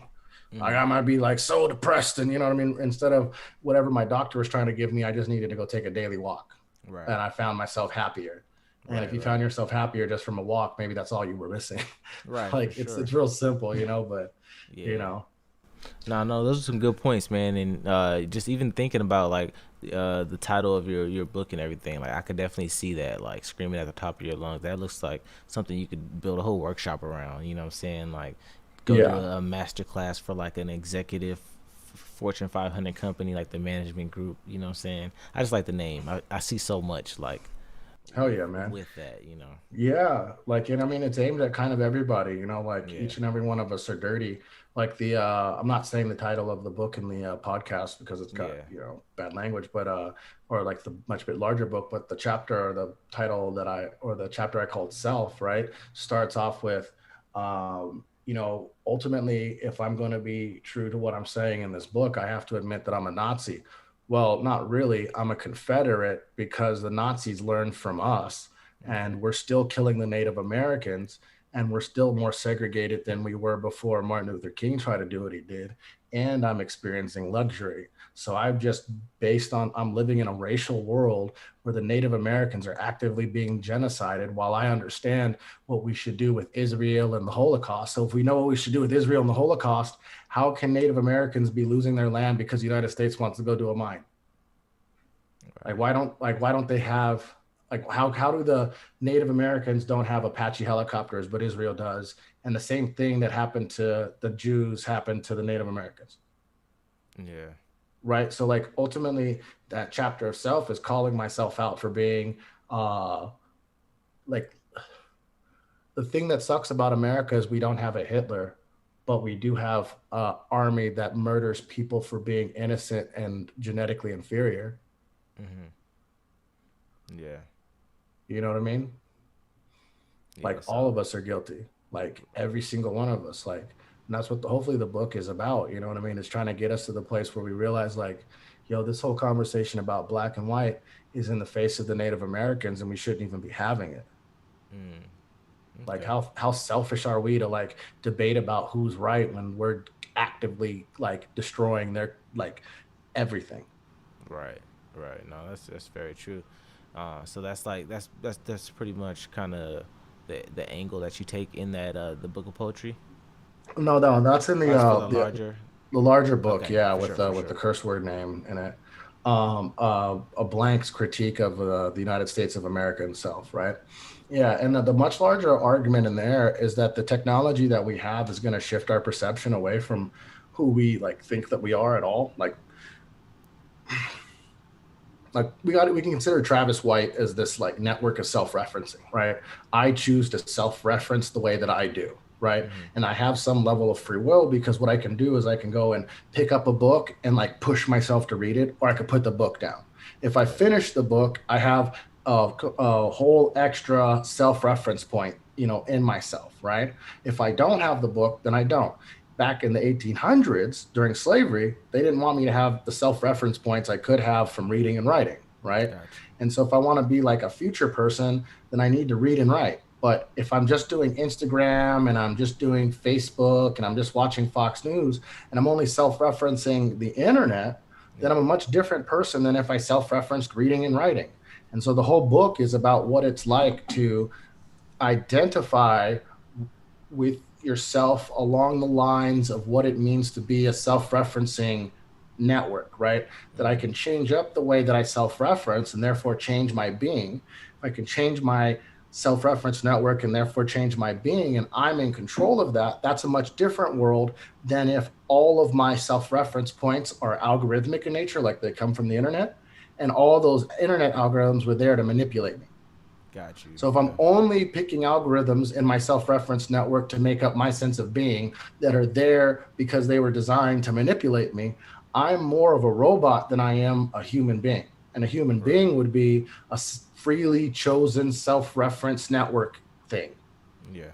No. Yeah, and so my book's about like trying to navigate like what all that means, you know what I mean, in like several chapters. Right. Okay. Well, no, man, we'll definitely be looking forward to that. I know that you put in numerous hours, countless hours, man, making that happen.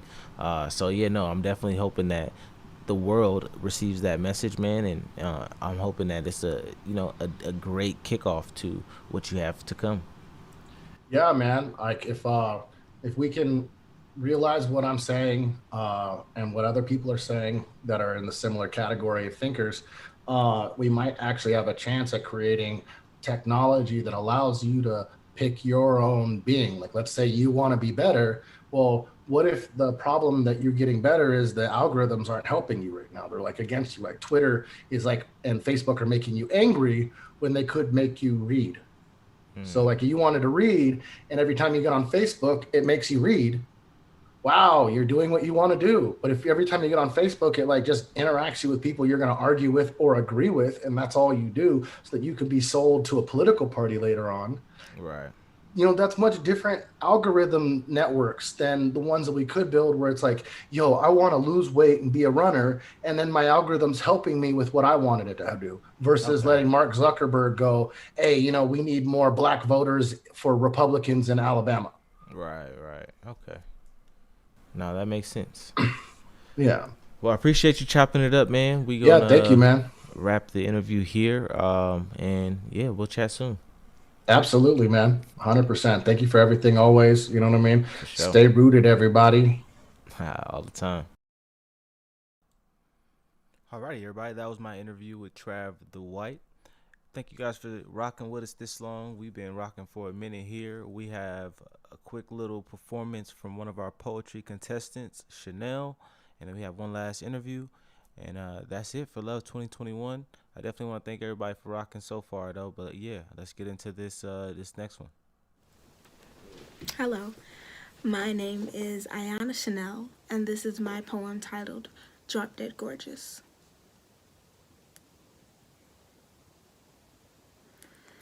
I wish my looks could kill. Imagine me, head to toe in the finest of clothes, walking down the street just minding my own, when out of nowhere a nigga ups and grabs my ass, and as I turn to cut my eyes at him, his spine shatters like glass. Yeah, I wish my looks could kill.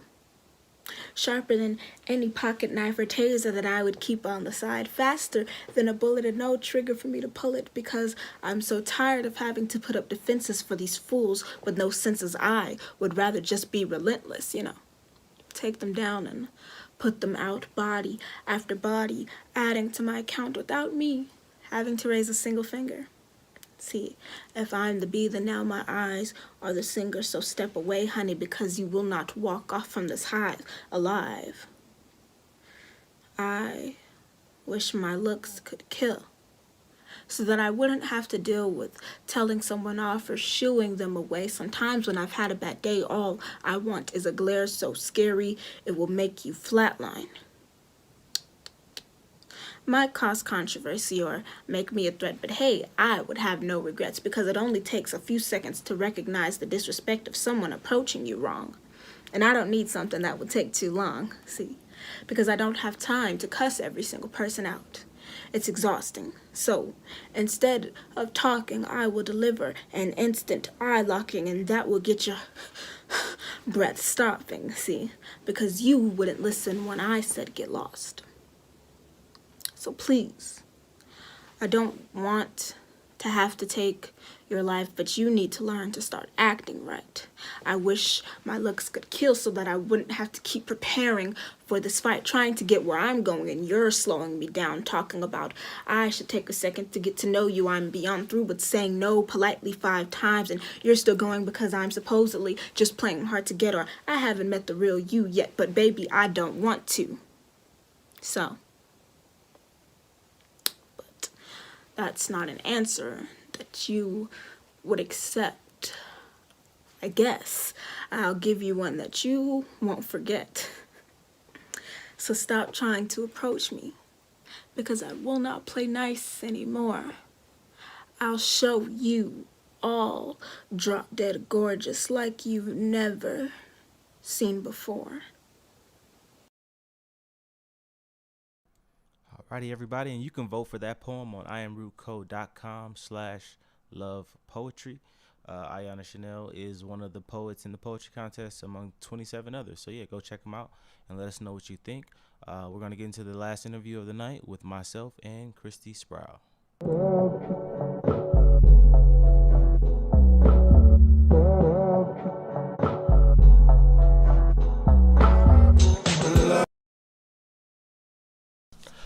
What up, everybody? This is Dom Root, and we are back with another interview for Love 2021. This time with an awesome person, a part of the brand, a part of my life, one of my very close friends, 5-time felon, multi candy ball machine, thefter, Christy Sproul. No. Thank you. Yeah. Appreciate the terrible intro. Definitely. To be expected. I don't know what kind of intro you thought you was gonna get. No, maybe a resume. I know, right? She graduated from no. You get that from somebody else. This is probably gonna be a different interview than some of the other interviews that we have on stream because I'm a little closer to this guest. You know, she knew me back when I had the neck braids, and now my shit banging. So Back when he was selling T-shirts on the beach. on You the feel me? beach, Candy out here hustling, grinding. Man. When they Long when they called me Damo. I'm like, who is Dom and what is this root? Hey, you feel the me? lies. The glow up is real, man. The glow up is real.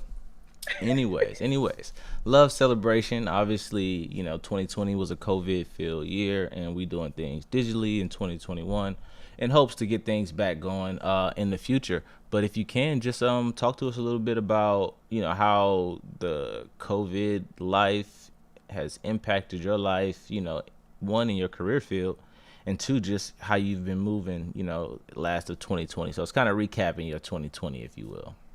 Yeah. So to give myself an introduction, because my best friend has poorly executed on that, but just to give people just a background. So I'm in public health. That's a lot of my training, expertise, and education. And currently I'm working as a senior health educator teaching teens here in Atlanta. And so my journey in the pandemic, panorama, panscriptions, it has been interesting to say the least. I've been trying to find my place within this pandemic as a professional, because there's so many questions that people have around COVID and expecting people like myself to kind of just, you know, throw out answers back and forth. Mm-hmm. But then also I am a civilian within this pandemic too. So outside of my professionalism, I'm within this pandemic. I'm experiencing the roller coasters of the pandemic like everyone else. So I think for me, it was kind of like a double entendre type of experience, because I was like trying to find different places of where I even fit professionally and emotionally. I think it was interestingly bittersweet. I think being an extrovert, it was frustrating at first because I'm like, where are the people? Where are the people? Oh, they're inside. Right. We're in a ghetto ass pandemic, you know? But then like taking the time to like look into myself, be more reflective. I think I told you that this is the most I've written in my entire life, actually. Like I've written probably poems like back to back. There were times where I would be up at 1 a.m. writing stuff, just like, you know, just trying to be more creative and realizing that that's a very centerpiece for me that I've failed to neglect because I've been so busy pre-pandemic. So this pandemic just allowed me to be a lot more reflective and a lot more intuitive and just try to understand where I fit into this crazy world. But I think that was the bitter part. But the sweet part was I took time to plan and execute a lot of things. So I was able to move out of a job that I really did not like in clinical research into a job that I love, which is health education. I was able to apply to a doctorate program. I was able to like create. I was able to really connect back with my friends. Stunt, like dab on them. You know, is that still a thing? I don't know. Whatever. I don't think so. But I'm too old to tell people what's a thing or not. You feel like me? They don't Dougie anymore. They don't dab. I'm like, what are the kids doing? I'm confused. Anyway, but I think in the midst of everything, I was like, I still need to be productive in some way because I want to have something to really lean on when all of this is over. You know, something I could feel like, okay, even out of the pandemic, I've been able to accomplish certain things. And actually talking to a lot of my friends, like it's been like a split. Like some of us, we propelled crazy during the pandemic. Like I worked 3 jobs during the pandemic. I don't know. I was just in this frenzy of like grinding and somebody getting money. You know, I'm saying, don't ask for no dollars. I ain't got none. But I was just about to send a little donation request. You feel me? No, sir. Next time. But with that, I've just been able to kind of like be laser focused and really find a way to come out of this with some strength and some strides. So luckily I was able to do that. But then I had the other half of my friends who was just like, yo, I can't go outside. And that in itself is stressful. Or I'm working from home now. That within itself is stressful. Or now I'm teaching remotely and they're giving me a whole new platform. And now I have to navigate how to deal with kids online. Cause that's what I'm learning now actually with teaching teens. It's like, how do we teach sex ed online? I mean, like we have the little, you know, the condom and the woodies, like we have to put the condom on the woodies. Like, how do you do that online? Like, you know, like all these things. Oh, like y'all had that? I ain't had right. Like we have to like show the woody online, like, okay, kids, like, it's awkward now. I mean, I feel like the pandemic just has things really awkward. Yeah. And it's not even on purpose. I think, unfortunately, our presidency our past presidency has failed us because a lot of the mechanisms in dealing with this pandemic was proven in other countries. And we had an atrocious president from 2008 to 2000. When was this? What year are we in? 2000. You don't even know. 2016 to 2020. It was quite ghetto. You know, just what we had to experience with that presidency. So yeah. And I think the structures put in place, a lot of people were mistrusting, a lot of people were misled. We had so many health officials step up. And I feel like even in the public health profession, we still were trying to navigate how we could step up through messaging, through education, through surveillance and you know, looking at how the trends are going up and down. Like we really pushed forward in public health as well. So I think there were a lot of strides medically, but I still feel like the public is very, you know, they're just at a disarray right now with everything. So emotionally, mental health wise, the pandemic brought about a lot, not only to me, but like my loved ones, but it also kind of propelled me. So it was kind of a weird catch-22 experience. Yeah. I've definitely been seeing a lot of skepticism out there in the world, you know, just because, excuse me, just because how information has been put out there, or, you know, information has been withheld, you know, people start to either just do research and try to figure out stuff, and they end up clicking links, and they're on YouTube, pretty much going down the rabbit hole of, you know, what could be, or, you know, it's pretty much the conspiracy for me.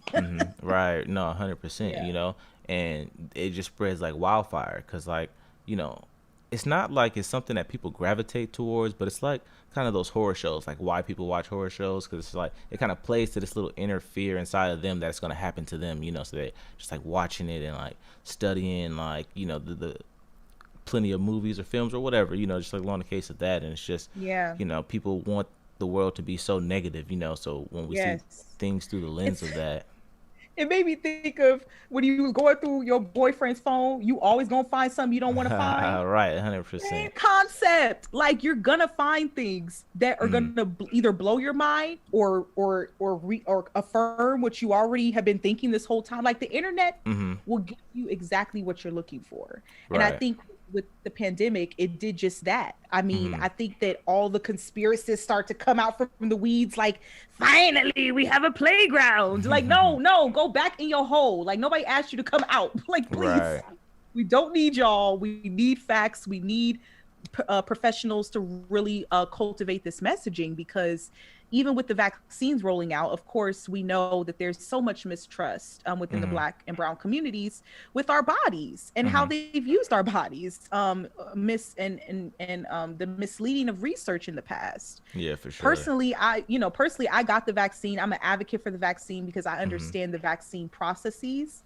Okay. But I understand why people could have hesitancies. But even with the pandemic, you have to look at both sides of, if I look at the coin, both sides, right? If I'm not really a fan of the vaccine because of just my preconceived notions or things that I've heard, things I've read, the, you know, Henrietta, etc., you know, like going on and on and on, or you pose a risk of the coronavirus getting stronger, because that's what we're seeing now is what we call variants. So pretty much the virus has made little cousins who's made little cousins who's made little cousins. Like we're seeing duplications now of the virus and how it's trending in different populations within the US.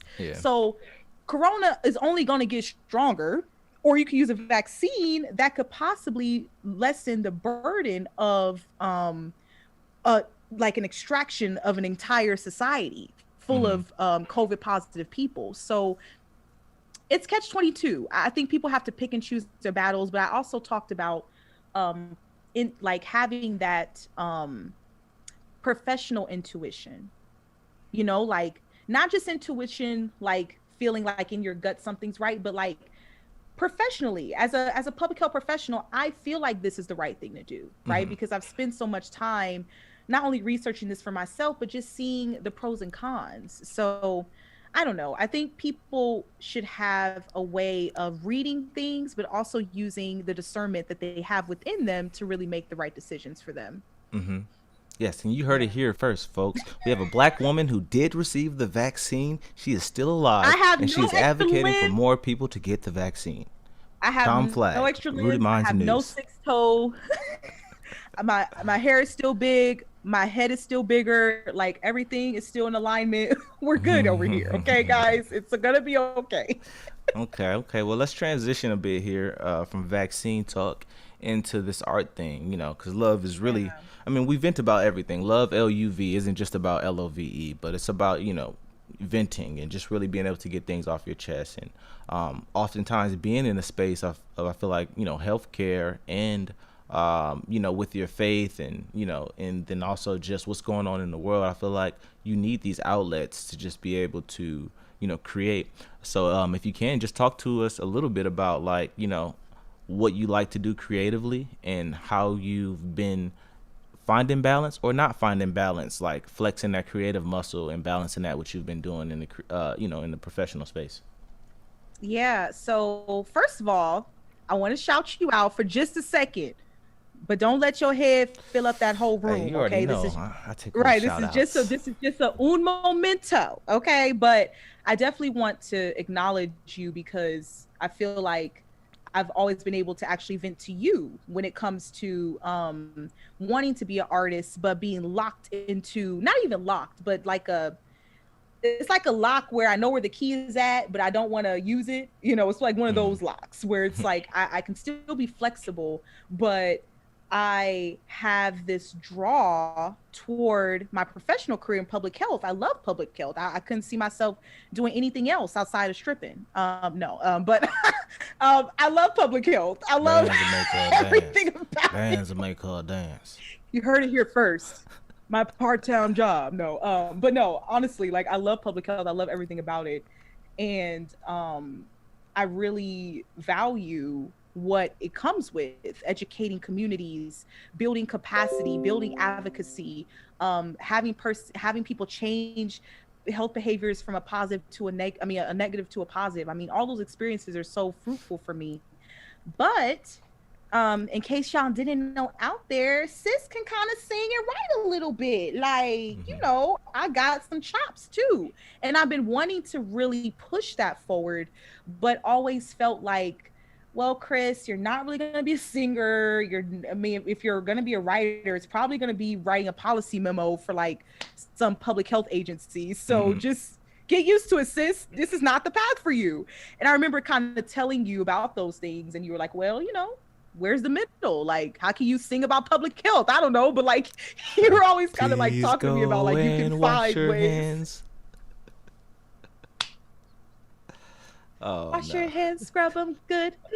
Like, hey, no, you might like, kids stuff. You might figure be out- slapping kids, like, you know. No, that's what I was thinking. Like, come on, kids. Like, you know, anyway, I mean, I could probably go into different avenues, but yeah, finding that fork in the road of where I can blend those creative sparks within me, but also the professional mechanisms of public health within me. So, I don't know. Needless to say, I'm still navigating that, to be honest. I mean, I think I remember performing so much when I was younger. It was like this freedom. Like even in high school, every poetry contest, I'll be the first in line.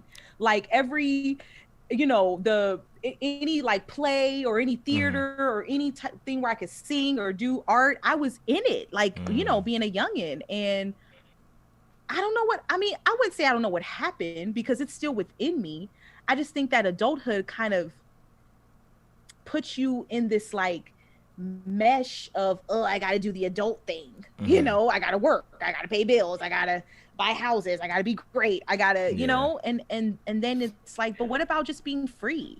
What about just doing things you love to do? What about just excluding all boundaries and just going for it? What happened to that? What happened to the child within me that was just so purposeful and just doing her own thing? So I know she's still inside, but she's like a little minion. She's like dancing, you know, like kind of like, girl, you can do it, girl, you can do it. And I'm like, girl, shut up, you know, I got these papers to write. But no, I'm trying to actually listen to her more and you know, experiment with that creative nature within me, because I know it's, I mean, anytime I do any type of artistic project, people are always like, girl, I'm sick of you, like, why aren't you doing this more? And I'm like, I'm sick of me too, okay? Let us vent. I'm sick of me too. Like, so, no, that's funny. So that's yeah, funny. I want to explore that space, but I'm still trying to navigate how. Right. And that's funny that you mentioned too, Yeah. like in high school, you will be like one of the first ones to pop up for like poetry contests or theater stuff. Because for me, I wasn't popping up. That's, you know, in high school at least, like I wasn't raising my hand to be in the front and center at least. You know what I'm saying? I was football was my life. You know, I also was really focused on trying to get to college, but like I would do my music. You know, I would love to do. I was really passionate about it, but I was like very low key and like shy to show it. You know. And I guess once I became an adult, for me, I felt more free, obviously being in a new space. But I was able to just go at it, you know, and give it that shot, do some poetry, make some beats, link up with artists, and like kind of begin that process. So no, I just wanted to highlight that, you know, interesting, like little parallel. 'Cause like you got to experience a lot of it, you know, getting up on stage and, you know, like the nerves and all that stuff, you know, fairly early. So you got a taste of it, you know. So I feel like going into your career path, you at least know like what that life and what that feeling feels like, you know. So it's something that probably never really goes away, and you'll definitely be able to like create and continue, like ideas are going to continue to flow. I see you got a mic and stuff now, so it's looking real official over there. It looked like, you know, someone is tapping into like that creative space, you know. And that's just what it's about. Once you start spending money on it, you know, the hobby, then it becomes something where it's like, all right, well, I got to record something because this mic was however much it was, you know. And it's just that's all on period.com. for real. Yep. And it's all just, you know, baby steps and getting into it. I do want to transition real quick too to the Love event and talk about some of the previous ones in the past. And see if you have any favorites that you either attended, and you may not remember what year it was, but if you do, amazing. If not, maybe some favorite performers that you've seen come through some of our Love shows. You know, honestly, all the performers are really good. Outside of the performers, though, I know I'm always going back to you, but it's because I know you so well. Yeah. I remember Damo, okay, at the O, y'all, because I don't know who this Damo fan is, but I remember you planning for these events. I remember you like talking about how you wanted to even create a Love event, and how it was, you know, kind of a play on words of like love being spread of love, but really venting about anything. And that's a part of love, right? Is loving yourself enough to really tell your story. And I think that specifically sticks out in my mind, outside of like the amazing performances that were actually going on during the event, but just, you know, the process that you had behind creating what the Love event is. You know, I think as artists and as creators, sometimes we see all these events on Instagram and like, go to my event, go to my conference, go to my show, click my link, but people don't realize the time, the energy, and the effort that it takes to even get to that point, right? And I think that, you know, you being so good at what you do and knowing how to kind of process things from start to finish, I think that really benefited you in the long run, because you were able to cultivate this culture of love outside of just the event, like actually venting through either your Instagram or your stories or your blogs and posts, or your website. Like I think the culture of love kind of like streamlined throughout a lot of the stuff you did. So shout out to you on that, because I think that that's really cool, you know, for somebody to have an idea and for it to be seen all these years. Like Love has been what, around 3 years now? Oh no, this is 7. 3 plus 4. 3 plus 4 equals 7. Mhm. 7 is the greatest number in the world. Yes, 7. 7 years. Just kidding, guys. Yeah, 2015, you know, it all kicked off. 2015. But yeah, sometimes it feels like that, you know, it'll just be a couple years and then you look back and it's like, man, it's been 7 whole ones, you know. But yeah, no, that was in the essence of it, you know, just with the whole love thing and let us vent, and just wanted to really create a platform for people to come out and be able to express, you know, no matter what it was. There was a time period where we had like a streak of like events that feature erotic poetry. There were people coming out just talking about relationship stuff. There are people just coming out to talk about life, their jobs, you know, how much they love nature. You know, it's just really a space where people can be themselves and the audience can kind of get that uncut, you know, just real poetic expression. Though we did at times grow to eventually feature like musicians and rappers, singers and stuff like that. People began to be able to just kind of make that love experience their own. So no, I appreciate you highlighting that. Obviously, you know, this is something near and dear to us because it was something that we made here in, you know, Arizona, and people began to kind of love us for it, and we love, you know, the area that we're in. So I do want to switch up here and see what kind of shows you've been watching during the quarantine. I don't want to take up too much interview time here, but I want to make sure I hit some of the important questions. People want to know what you're watching. Yeah, you know what? It's interesting. My friends just realized that about me, and I don't know if you know this about me, but I don't really watch TV. Did you really know that about me? Like when we're together, do you ever see me saying like, "Man, let me see that show"? Like I don't really. Bro, because you are TV, honestly. Like. Look in the mirror, click, power on, let's get it. Like entertaining your damn self, for sure. For sure, that makes absolute sense. I never thought about it until this moment. No, that doesn't make sense the way you said it. Okay, I don't want to hear your mouth. Anyway, I think it makes sense in like, I'm just not, okay, I have a short attention span, y'all. Like, I know we say it as kids, like, I can't pay attention. No, right. I really feel like after 30 minutes, if it doesn't hook me, it's a no for me. So most of these shows kind of like drag, dog. Like, half the times I don't even know the characters. Half the times I don't know what's going on. And maybe it's because my mind is kind of spacey and not really focused on the story or the series. But I will say that I do appreciate documentaries. And so one of the documentaries on Netflix was the I think it was The Social Experiment, but they talked about how our use of cell phones, we become hypersensitive to everything around us. I think it's called The Social Experiment, but it was talking about like cell phone use and just media, and how like, you know how we could be talking about wine bottles right now, and I'm on Instagram right now,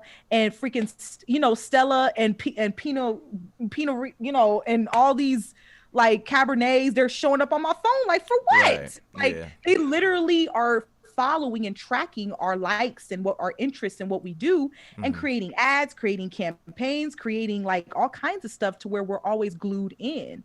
And to me, that was crazy to like watch and see how like Big Brother is a real thing. Like, what is this? I can't even go on my phone and type and talk about like hair without weaves popping up all on my timeline. Like, for what? Sometimes I feel like somebody's watching me. No, I definitely know what you mean. No, it really. definitely happens to us a lot too. Jada and I was talking about something earlier, and something popped up on her phone about just something that we often talk about. You know, we often joke about that. But was that a Netflix show, or where would it wasn't you see a that on? Netflix show. Okay. No, Yes, sir. Everybody tune in. It was pretty good. There's a lot of good documentaries, I think, on Netflix. I'll probably watch documentaries more than anything. Like, fool, what I give you my password for if you ain't watching nothing on there? Don't be exposing me now. Quiet. Shit. I do appreciate you. No. What about music then? What have you been listening to, or what was like some songs that stood out for you in 2020, or even some stuff that you're listening to currently, you know, that's been released? Jasmine's Hotels. I know, that's kind of been a conversation starter with a lot of people, but oh man, like Yeah, that's really good. I'm so happy she's back. Like, where was sis? Like, she was giving me anxiety. Like, come on out of the closet, like the music closet, because I was like, where are you at? No, but I know that she was also experiencing a lot of trauma with an abusive relationship too. So just to think about like the powerhouse that she kind of came out of and creating such a really good album. And I love the storytelling pieces of albums. That's like a big part of why I liked actually your album.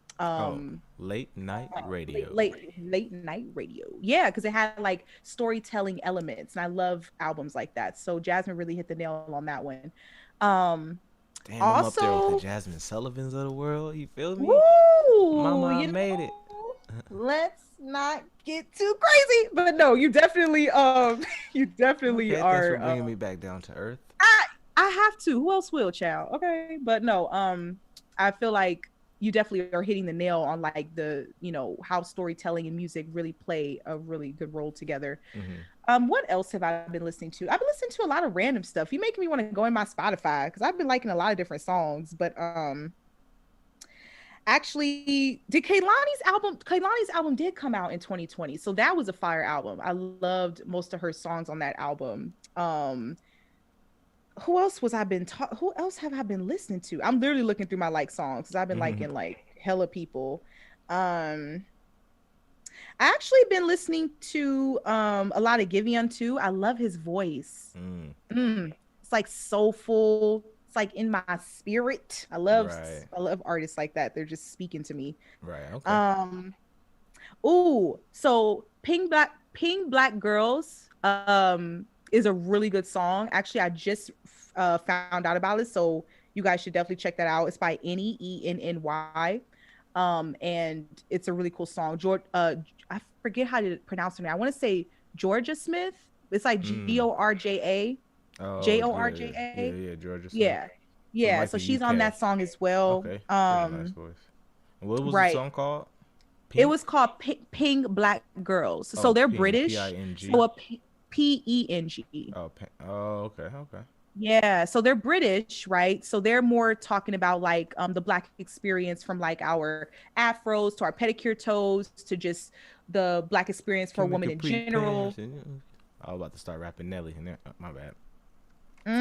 Once you start, you start listing off. I'm like, pedicure toes. Oh yes, that actually is my jam. But can we discuss how the versus battles have been truly, honestly, truly have been getting me through quarantine. Best one in my mind was Lil Jon and T-Pain. I don't care what nobody say. I don't care. That's the one that stood out to me the most because they are absolutely foolish. They're ridiculous individuals, and they came together to be more ridiculous. I don't understand. Which one was your favorite? My favorite, it would have to be Gucci and Jeezy.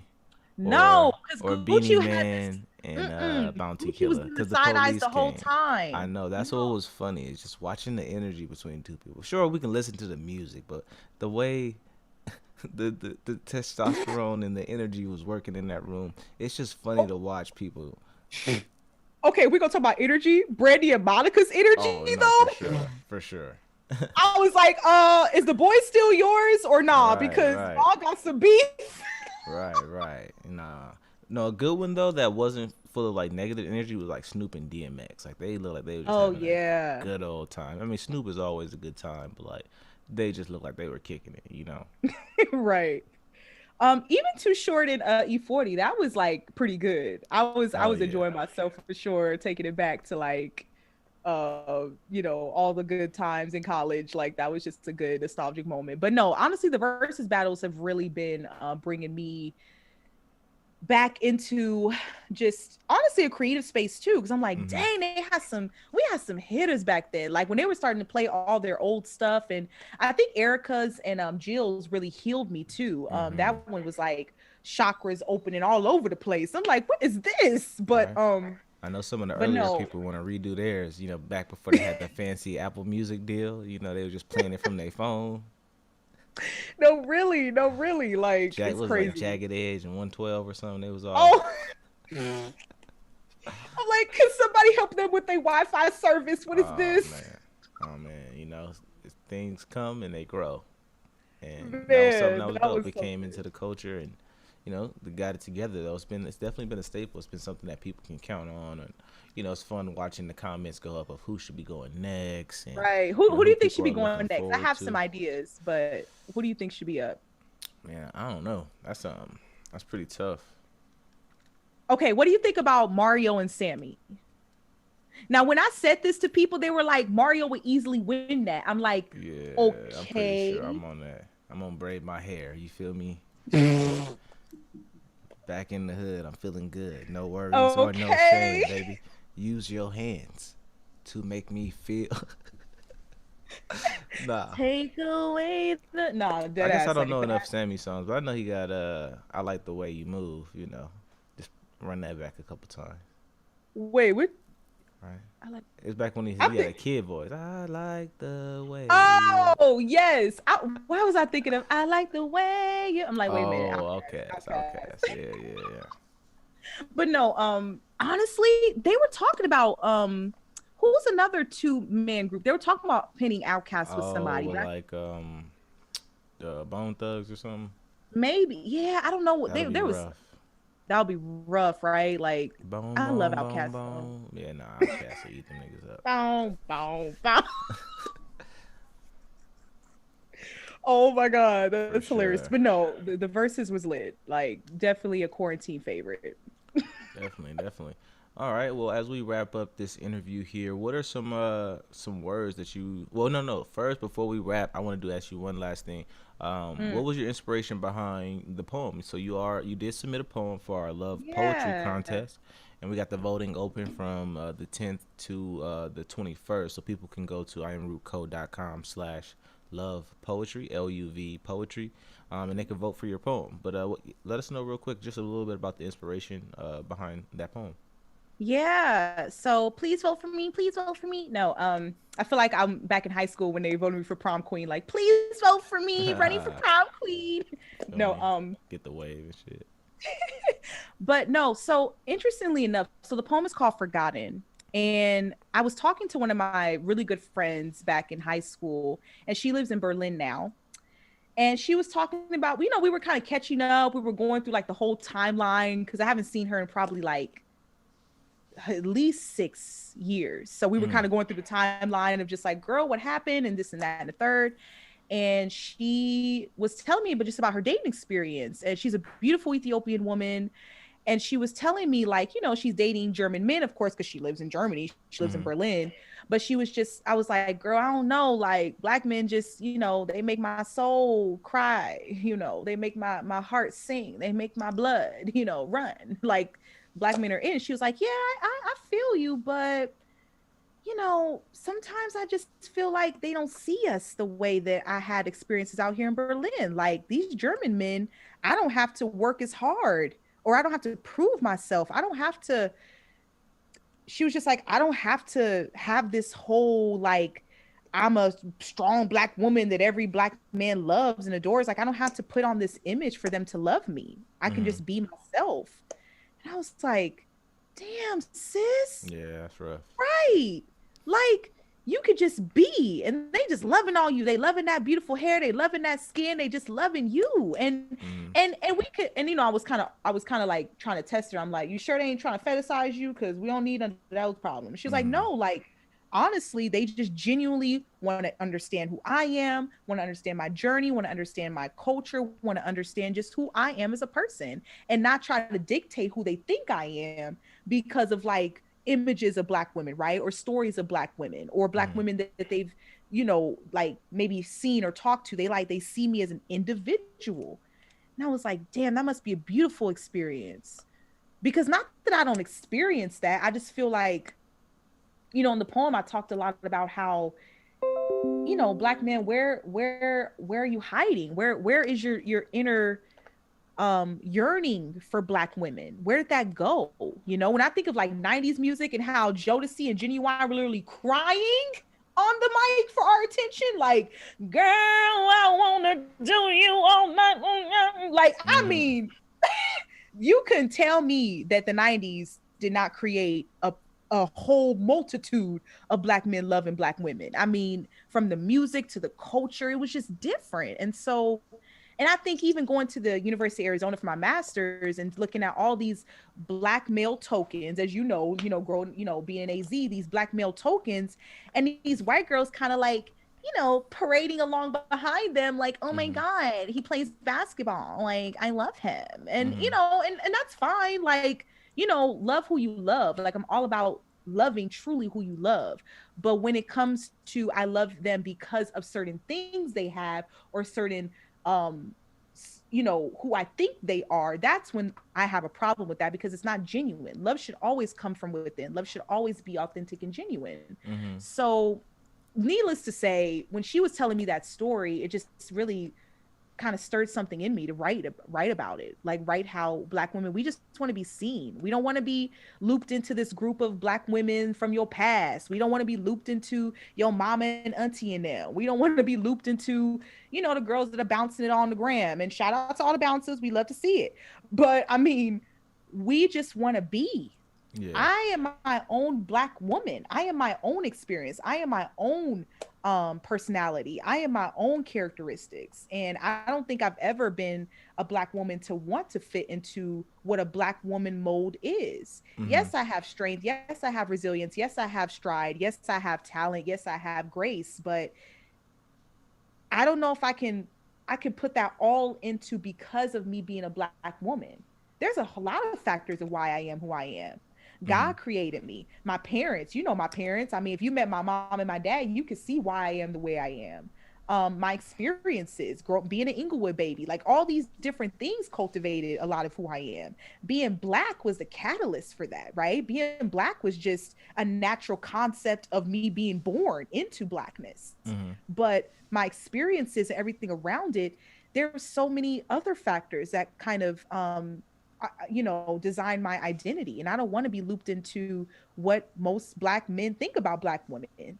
Right. And so essentially the poem just kind of described, like, don't forget about us. Like, we never forget about you. We love you. We were there when George Floyd was getting, persecuted on national TV. We were there for you when, Rodney King was being stomped out in the 90s. We were there for you like this whole time. Yeah, don't do us though too much. You feel me? So monolith thing. I am a Black man you talking to over here, and I love Black women dearly. So I'm not even of the ilk of people that fit that mold. No, you know what I'm saying? Obviously. No. Yeah, let me be clear. I love me some Black men all day, every day. My man will be Black. My children will be of Black soils. Yes. But I also think that we love us some Black women. Y'all do. There's I will obviously say gonna y'all be, do. it's the I world, think It's gonna be a percentage of people who don't. There's a percentage of True. people who want what they want.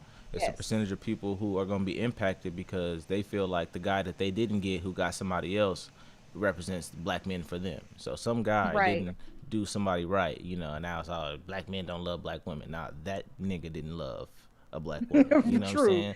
Like, Okay, isolate but can we those. talk about this though? Like real quick. Yeah. When we say that you guys love us though, what does that mean action wise? Right? I've had a lot of Black men, not too many. Let me not shout. I love Black men. Let me just emphasize that because I don't want it to be a bash fest. I love all people, right? What we're doing here. But no, I'm just saying I have seen cases, small cases of Black men saying they love Black women, but the actions are really confusing.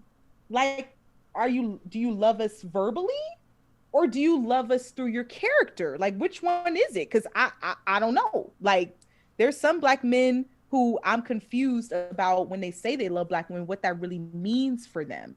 Because to me, love is a verb, right? So telling me you love me is a beautiful word of affirmation, but showing me you love me as well is a beautiful pairing. And I think that sometimes, not even Black men, we could just say men in general sometimes will use the term love to blanket their character flaws. It's like, no, they have to match.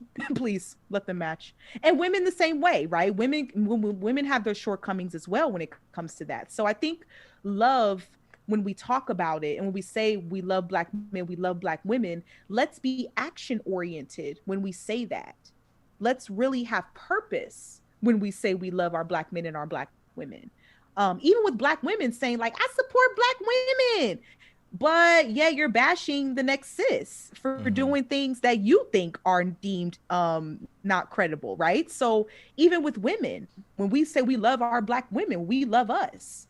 We need to really be action oriented behind that. When we say we love our Black men, what does that really mean? We need to really show Black men that, you know what, we're a safe space. We're a place you can vent, right? We're a place you can seek refuge. So I don't know.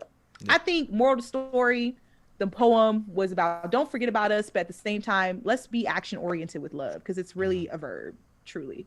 Okay. No, that's a good point too. And I feel like it's something that could be adopted into just other ways we live life, you know?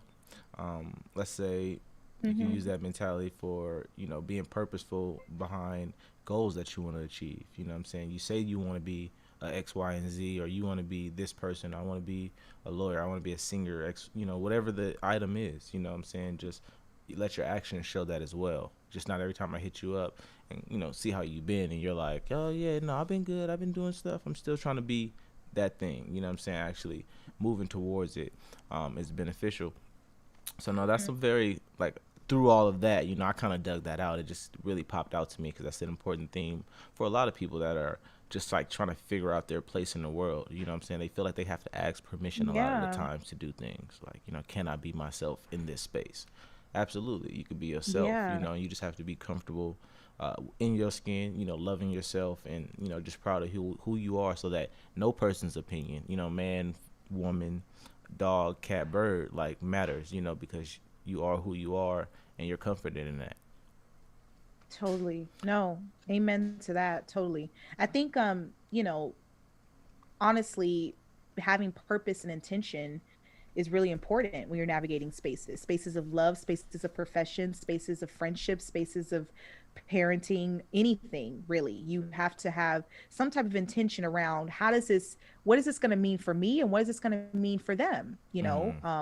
So definitely, I think sometimes we forget how character really helps to mold and shape us and our virtues and values. And if you stand for something, if you don't stand for something, you'll fall for anything, right? So standing for things and knowing who you are within these spaces really just changes the game, honestly. For sure. It's like kind of the whole thing behind the I am root, you know what I'm saying? You just gotta be the I in it, you know what I'm saying? And focus on yourself, and then go out in the world and make that change. Ooh, I love as long as that. you feel good about who you are, you know, it shouldn't be too much trouble. So no, I definitely thank you for hopping in. You know, this has been a much needed conversation for our Love 2021 celebration. This is our first episode of Crucial Dialogue, the podcast we were supposed to start in the 2000s. Oh my gosh. Crucial with a K, y'all. K for Chris. I mean, we were young, but we were visionaries. Yo. We finally did it. Visionaries. Now, we're definitely going to do it. We're definitely going to do it. Same thing with it's happening the right now. We're doing it. Shout out to Episode 1, China, she introduced us. But once I found out she was a singer, I was like, oh, yeah, we got to do music. And then it took us about 10 years to make us all. Anyway, so thank you for allowing me to be on your platform. Yeah, for sure, for sure. Send in some blog posts, you know? Yeah, definitely will do that. Thank you for exposing me. I appreciate your time. Thank you. Blog. Absolutely. Thank you very much. Christy Sproul, everybody. Thank you.